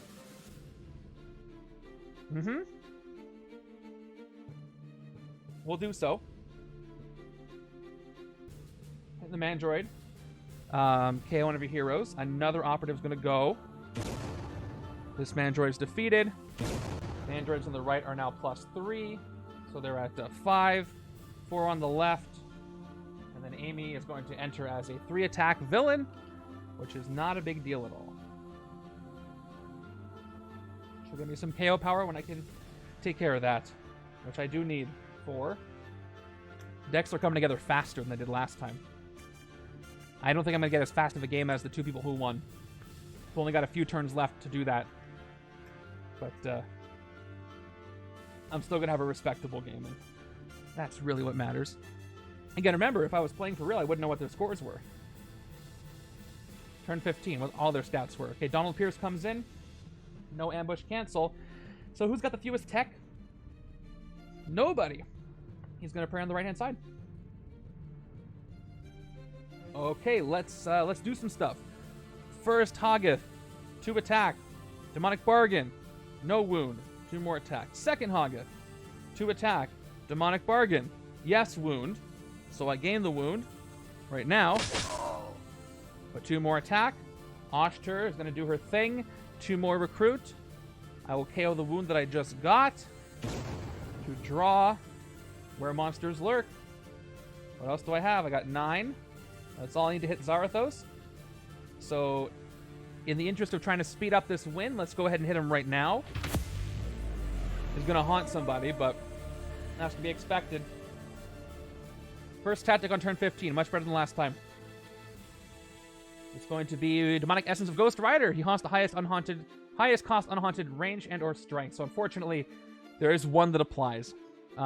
If you have a range to make KO one of your heroes, you have a strength to make KO one of your heroes. So I have a strength.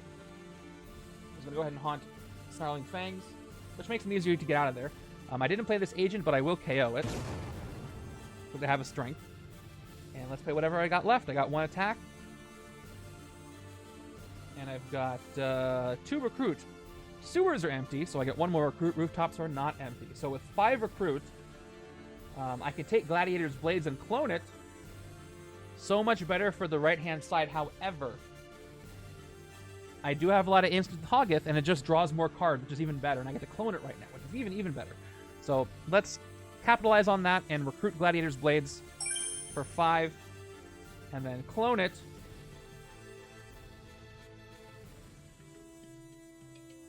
While we can. Let's not just wait around. There's a second one. This one is also gained. The more cards I draw, love clone. And the more cards I draw over here, the more chance to get Hoggith to get the massive attack that Hoggith gets you. And the more chances to get Oshtur to cancel those wounds. So I really like how both decks are coming together. Okay. And Pierce is still here hanging around. Okay, not as strong of a attack turn over here. 4, 5, 6. Turn 16 is another twist. So once again, top 2 cards of the villain deck. Highest attack 1. All right, we got a twist. So that's what I was hoping for. Mandroid goes to the astral plane. That's all that happens. So this Mandroid, by the way, is 4 attack in the astral plane, which means 4 recruit is needed to defeat it. We got Donald Pierce over here. So let's phase Lockjaw because we're going to draw a card anyway. We'll see what we get. It is an operative. Let's start with our Starlit Path, Moonlight, 1 attack and draw back into Lockjaw. Let's do it again because we're going to draw another card. Just in case. Phase into a sidekick. All right, let's play the sidekick. We'll draw 2 cards. 1, 2, and we got Release the Beast. All right, love all this drawing. I get both effects. Although, hold on. Yes, I have 3 Blood Frenzy values. That should be enough for now, and I'll try to get more. I'll play it now. So I get 3 recruit and 3 attack from the 3 different VP values I've got for Blood Frenzy. And I'm going to draw again, so we're going to phase the good boy Lockjaw again. And it is more drawing. So here we go. Ferocity, 1 attack and a card draw. There's Lockjaw again. We're going to phase him one more time. A lot of phasing for our friend Lockjaw. And now we'll draw him again. Ferocity, 1 more attack, and we draw him once more. All right, let's move all this stuff over. I'll play all my grays. So I've got 1, 2, 3 more attack, up to 9 attack. I can hit the Mastermind again. 5 recruit. If I do hit the Mastermind, I probably can't hit Donald Pierce, but what is he going to do when he finishes the prey? KO one of that player's non-great heroes. Okay. That's not great, but as long as it's not the only card I have being the rare, that'll be okay. But watch it. I could phase Lockjaw and then KO Lockjaw, which is kind of sad because he's the good boy. But that'll guarantee there's something I can get rid of, so. Alright, we're going to phase Lockjaw one more time. For sacrifice, unfortunately. Oh, I got Blades Rare! Phasing in. Alright, even better. Before I play this, let's hit Zarathos for a tactic to increase his Blood Frenzy. Alright. So I'll put... And I can use that to hit Donald Pierce. I don't even have to do it now. Alright, let's go ahead and hit Zarathos for 9. Definitely a better game. Like, with no question. Okay.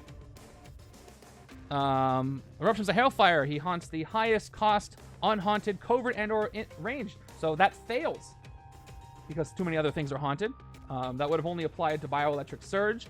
And then each other player discards a covert or ranged hero or gains a wound. I don't care about gaining wounds. I'm happy to gain the wounds because Oshtur's there. So, left side's going to happily gain a wound. It's no big thing, and Zarathos stays right where he is. But this tactic is defeated. And that gives me a 4th VP value. So now I can play Blade to get 4 base attack. If only I had 1 more attack, I could hit him a second time. And Moonlight Blood Frenzy, 8 total attack. But let's just prevent that KO, and I can keep Lockjaw. So we're going to fight Donald Pierce for 6. KO one of my gray heroes. And it's going to be an operative, because this is a well-oiled machine almost over here. And with 5 recruit, I could take Snarling Fangs, but I don't really want. I'm going to go with a sidekick. It skids. More wound prevention to draw cards. Oh, that cost me 3, but or 2. I have 3 left. I don't need it. All right. A few more hits on Zarathos. Just a few. If I keep the HQ completely haunted and don't recruit anything else, he can't haunt anymore. That's a way to go. And then he'll just stay there, and I can just keep hitting him. All right, turn 17, another twist, which means we probably have an escape, which is going to hurt my score, unfortunately. But there we go. Okay, yeah, Mandroid. So one comes in, one pushes the other one to escape. So...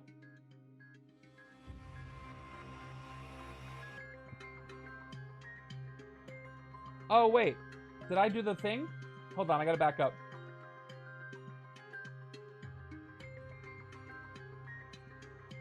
Did I just mess up? Yeah, I know. I'm wondering, was he supposed to be haunting? Oh, yeah, I did the thing. He was totally haunting. So hold on, let's see if I can remedy this. So let me back up. Last turn, I shouldn't have been able to hit him. Actually, how much attack did I have? If I had 12, I could have hit him. Shoot, I don't remember how much I had. So, for fairness sake, what I can do is just take back that hit. But I backed up on things. Okay. Yeah, I can't remember. I did the tactic thing with my close-up camera, so hold on. I did, but that's the thing. I think he was supposed to be haunting at the time because I put the tactic haunting. Oh, no, did I just put... No, I didn't just put him haunting. I had the rare from Blade, and what did I use the rare from Blade to do? Because I should have... So I would have still been able to hit him. But I wouldn't have been able to hit Pier. Let's just do this. Yeah. So let's just back up a second. Let's say I finished the prey and I would have KO'd one of my non-gray heroes. So that would have been... So yeah, I would have KO'd Lockjaw after all. And I still would have been able to hit Zarathos, which means that he's not... Which means that I would have hit him here. Which means, yeah, I would have got the tactic. And then his tactic would have haunted... Again, so Zarathos is haunting one of these strengths. Okay, so I lost the non-gray. We're back to where we're supposed to be. Whew, okay, close one. And Donald Pierce goes into the city, which means that was before the Mandroid. Which means now we can take care of the...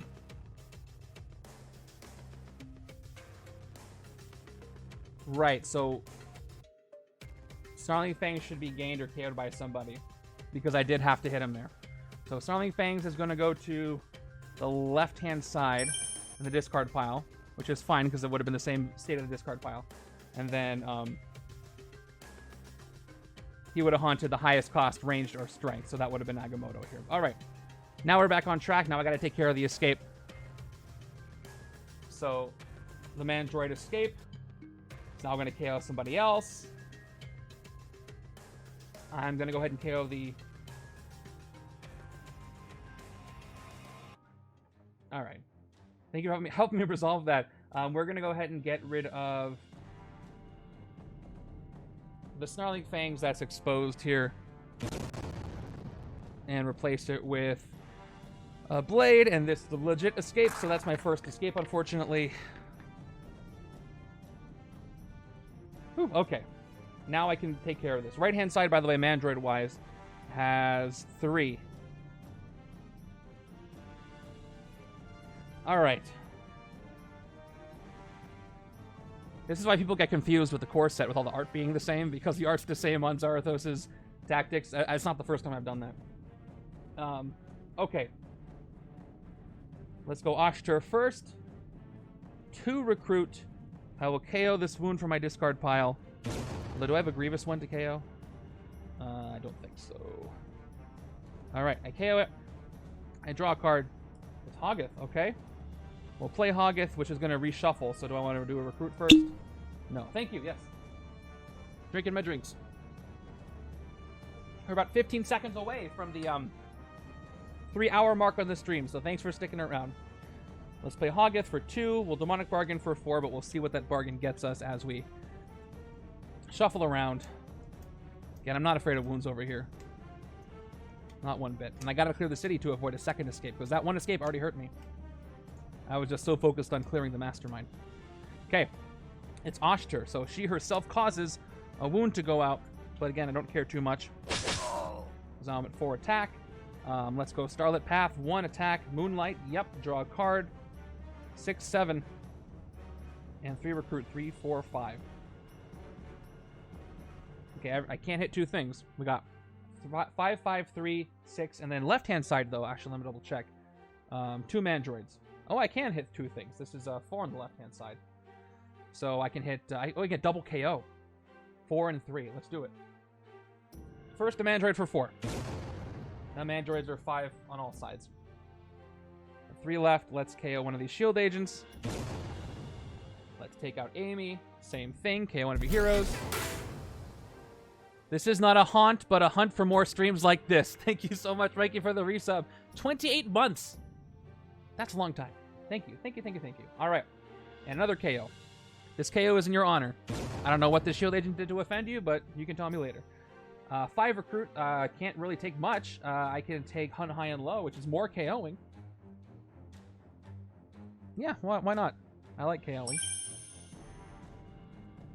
Oh, wait, hold on. Before I reveal the Mandroid, I forgot. I gotta take this Mandroid out. I had 5 recruit, right? So, yep, that's just enough to hit the Mandroid again. 1, 2, 3, 4, 5. Yep. All right, let's hit the astral plane before I get another escape and KO yet another one of my heroes. All right, taking this out. So Mandroids are 6 attack on the left, 5 on the right this time. That was 3 KOs in 1 turn. That's pretty darn good. Leaving all the good stuff for me. Just eat up here. But I need 4 attack to exercise Agamotto. Okay, Pretty Boy, ambush on the prey on the fewest covert. So no covert on the right, and 1 covert on the left. So my own side has the fewest, unfortunately. But I can't fight that much anyway. So Tigra, 2 attack. Look at the top card of your deck. I will discard it. Too bad I can't KO it. Yeah, it's a lot to remember, especially if you're moving at a faster pace. But 1, 2, 3, 4. I put on some relaxing music and take my time when I play solo, so I don't miss anything. Here, it's got to be amped up. It's got to be exciting. I'm doing a production. Okay, let's go ahead and try Pretty Boy. 2 attack. Top card of my deck. Oh, wait. What? Before I reveal this. I didn't reveal anything. Right? So I think what I want to do is I want to put this wound back. Just so that I know he won't come back. So let's back up to Tigra. I look at the top card. Back to the moment when I said discard or put it back. If I put it back, Pretty Boy definitely won't come back. And I didn't reveal anything in between, so I can do that. Yep, 1, 2, 3, 4, 2 attack. Let's do it. All right. And I get to discard it anyway. So I now, for Pretty Boy, discard the wound. And Pretty Boy's gone. Now I can actually, after I recruit, I can see what was there. Again, instinct. I'll take the Hunt High and Low. More KO. And there we go. There's the ambush. Can't surprise a cat. Let's see what the next card down was. It did have a recruit, so that was a good decision on my part. Give me that blade rare. I can use it. 3, 4, 5, 6. That's not the rare. That's a bunch of graves and a wound. It's almost like you're making fun of me, deck. This side's going to be good, though. Turn 19 is another Master Strike, unfortunately. There you are. Turn it sideways so I remember. All right, each player gains a wound because of the haunting. Did skins get drawn? Skins did not get drawn. In all honesty, I wonder what sponsors would likely to want to sponsor me doing this. This is sports after all, in case you didn't know. Okay. No haunting or top card of the villain deck. It's a villain, it haunts the highest cost on haunted hero. So it is, Yellow Jacket, double Yellow Jacket haunting. So everybody's haunted, which is kind of fine, because if I can get somebody else to haunt, Epic Zarathos can't. And Yellow Jacket can't enter the city. But that's a lot of VP left on the board, though. We're just going for speed here. All right. Let's see what we can do. Starting with some bargains. We got Hoggith, 2 attack. We bargain away. Gladiator's Blade, so we get a wound. There we go. 2 more attack. Let's do it again. 5/6. Top card is Snarling Fangs. That's another wound. Need more Osher to show up. That's 8 attack. Let's Gladiator's Blades. 2 more attack, and we draw. There's the 0 cost, of course. Even though I'm going to reshuffle, let's keep drawing. I might get an Oshter and a wound in hand. 11 attack and a card draw. Reshuffle time. Actually, before I reshuffle, let me back up, because I'm going to gain heroes. So back to 10. 4, 8, 10 with a discard pile. I want to get Zarathos out of there. And someone's going to gain him. I might as well gain him over here. So I will spend the 4 to gain Agamotto on the left. Gain 4 attack. And put Zarathos back over there. Alright. Ooh, I can... I don't really want to strive for greatness. It's the Gladiator's Blades I want 2 more of. Okay. Sewers rooftops are empty, so actually now I'm going to go ahead and play Where Monsters Lurk. I'll have to draw a card anyway. So, yeah, whatever. 2 recruit, rooftops are empty, so first a shuffle and a draw.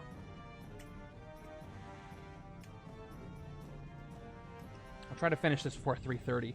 3 hours, 30 minutes, though. Not time-wise. Time-wise, it's way after 3:30. Okay, rooftops, empty. I draw Snarling Fangs. Sewers are empty, I get 3 recruit. Let's keep it going.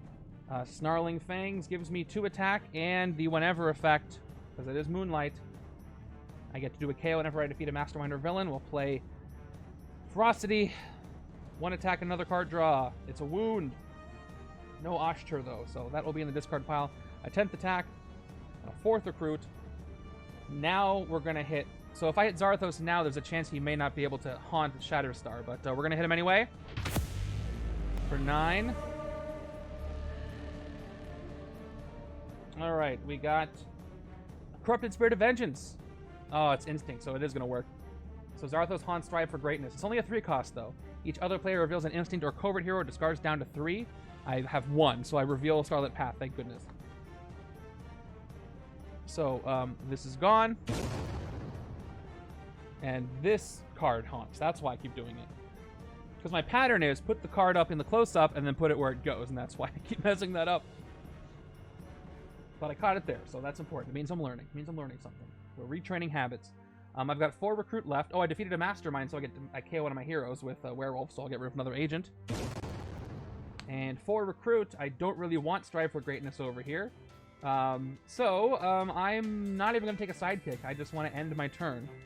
I have enough stuff. I don't want to load things up. I have enough to keep hitting the Mastermind. 3, 4, 5, 6. Okay, 2 wounds, but I got Oshter to get rid of the Grievous one, and I got a card draw as a result. Turn 20. Okay, so I couldn't quite get my turn count to beat the other guys, but we'll see. And Mandroids, I think we're at 5 and 6. I'll do a double check.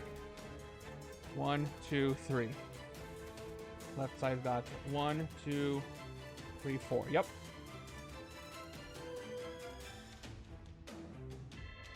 Here we go. We're in Moonlight, so once again, 1 attack and a card draw.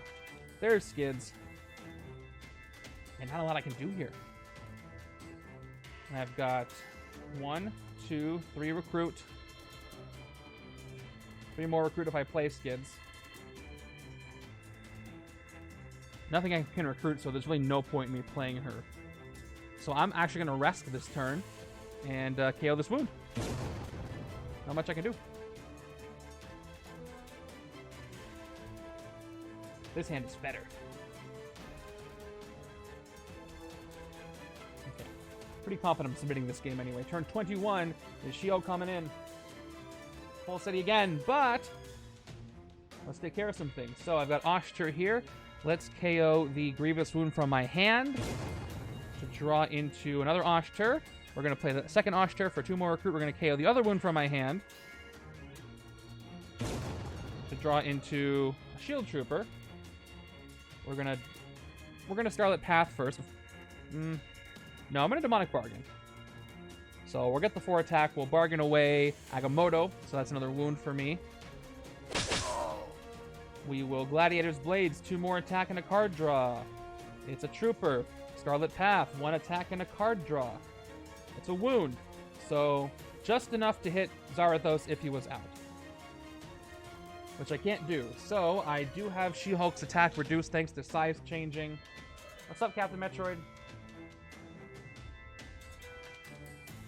I could spend 6 to exercise Shatterstar there, and then, or 3, and then I can hit something for 6, and then he's already out there, which I think I want to do. So I don't think either side really wants to recruit here, so I'm going to go ahead and actually KO Shatterstar here for 3, put Epic Zarathos back where he goes.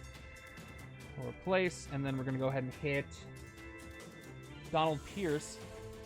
Oh, no, I can hit She-Hulk. No KO, but she's size changed right now. It's a good time to do it. Hit her for 6. No fight effect, just no fortifying is going to happen there. And I will not gain anything with 4 recruit.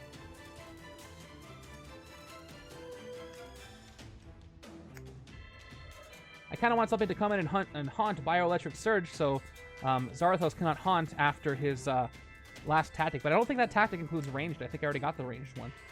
So, might fail anyway. But again, I'm leaving a lot of EP on the board. But definitely a better experience here. Especially with all the Gladiator's Blades that I've got. I think I just have 2, but that is a lot. Okay, there he is, Patriarch. It's not going to haunt, though, because I don't have anything unhaunted, figure less. So he's just going to enter the city. Let's do some draws. Once again, Super Moonlight, 1 attack, draw a card. I'm going to call it Full Moonlight from now on. Speaking of Full Moonlight, doesn't matter here because I've got the Blood Frenzy. Right-hand side's got still the 4, 6, 2, 1, 3, 2, 1. Yep, 4. So I get 3 recruit and 4 attack. I'm up to 5. I wish I had more of these. Let's see if we KO with Supernatural Senses. 2 more attack, top card of my deck. I will put this back. We're going to draw it in a second. We'll play Tigra, 8 attack and a card draw. We got Hunt High and Low. Nothing's empty, though. We'll draw another card with Tigra up to 9 attack, and it is Blades Rare. Sweet. Up to 13. And Moonlight Blood Frenzy again. I'm up to 17 after this. 18 after the Soldier. So let's start by hitting Zarathos for 9. And I think I can win the game if he doesn't haunt. So we'll see what happens. Let's hit Zarathos for 9. Does he haunt or not? He haunts the highest cost unhaunted strength and or instinct, so he cannot haunt, so I'm going to win the game right now. A little bit, turns a little bit too late. But if you have a strength or instinct hero, you may KO a villain from your victory pile. If you do, draw a card equal to that villain's VP. No, I don't have to do it. I don't. So I get the tactic out of here. He doesn't haunt. And we're going to hit him again. But I'll play Hunt High and Low. Just because. I'm at 11. And let's just do the final blow right now. Alright, faster game. I don't think it was enough, but 22 turns. I was able to take him out with just 1 escape, and that is it. Second game is very clearly a victory. Whew. Even after that hiccup in the middle. I think we resolved that little hiccup where I put the tactic in there instead of the Mastermind. We resolved it by KOing that, so I think we're all on track there. But there we go. All right. Let me figure out what my score is. I'm pretty sure I'm still not going to be the first place here because I was a little too late. I had the escape. But I think the score was respectable for Game 2. Shatterstar really shined with the cards that I got from him. So let's go ahead and take care of that. Enter my score live right now. See where I was, and then that will be the end of this stream. Fun one. So let's pop this open. Put in my results. So it was, there's my choices. I'm going to omit my second attempt. I did win the game, and let's count my VP. So left-hand side, not as much VP. I left a lot here. Look at all that. 5 here, almost 5 here. So 5, 11, 12, 18, 19, 20, 23, 26, 27, 20 on the left, 28. Much better. So I'll ask you guys while I'm counting this up. The whole reason I'm doing these tournament streams is by request. Are you guys enjoying this series of tournament streams during the tournament? Or you're like, I wish I still did viewer challenges and MCU during this time? I don't know. If you guys are liking the tournament streams, I'm glad we're doing them. So right hand side, 6, 12, 14, 20, 21, 24, 26, 27, 28. Yeah, that is not a ton. But I tie. Look at that. Tie VP. Both sides got 28 VP. I wish I got special points for that, but I don't. Cool. Glad you guys are liking it. And then it was 22 turns. That is a really good turn count, but it was not enough for the two great players that are Micro Disney and Red John. One escape also. I could have probably avoided that one. And then how many total bias standards? It's not going to matter because I'm not going to have a tie. So that's the only reason why it would matter. And then I'm going to... How would I rate this setup? I'm going to give it a 4.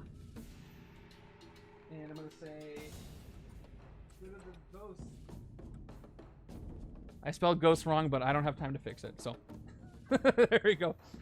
Of course, if I was actually in the tournament, I would put a more thoughtful comment, but it doesn't really matter right now. All right.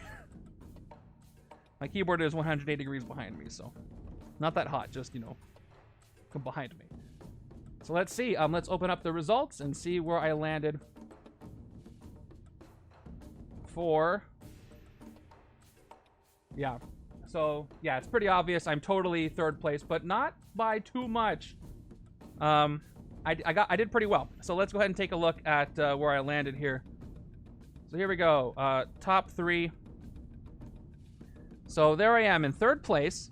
But I only took 1 turn longer than Red John. It was that 1 escape. It was my points per turn hurt me a little bit. So if I did a little bit better, I probably could have got close to Red John, but I wasn't even close to getting... Like, Micro got 93 VP in 20 turns. I only got 56. I left a lot of VP out here on the board, as you can see. So I did not rank in the top, which is what most of you said. So not a lot of points going out. But that was fun. I'm glad I got to play that one. I wonder which one I'm going to play after today. There's only a little bit left for those results to come in. Are there any pods finished right now? I don't think there are. But let me resolve this, and then I'll end the stream. All right. I was in the bottom. So there are points. How many points went out? So most of you got your points back. 20k points went out, but most of you got points back. So there you go. I have a wheel to spin, don't I? I didn't spin it after the last game. So Yeeches, are you still here? I'm gonna spin it anyway. Well, Yeeches has to be here. So are you still here, Yeeches? If you are, I'll spin. If not, I'll spin it next time while you're here, so you can tell me if you want the promo or not. I'll give you a second. But otherwise, Yeeches tried to redeem at the end of last stream, but if Yeeches is not here, I can't spin it right now. All right, you guys. I think that's going to be it for the stream. I will see you back here on Tuesday for the next tournament stream. I'm going to be playing Week 7's top rated. There are no results in. There's only 1 setup, but if the eliminated pods are higher, I might pick one of those. I don't know what I'm going to do yet for that, but... yeah, thank you guys for coming by. I hope you guys enjoyed the Sunday stream. See you back Tuesday and then Thursday and all that good stuff. And you're welcome. I'm glad I'm caught up there. And you guys have a great rest of your weekend, what little is left. And a great week coming up. And I'll see you then. Take care, everybody.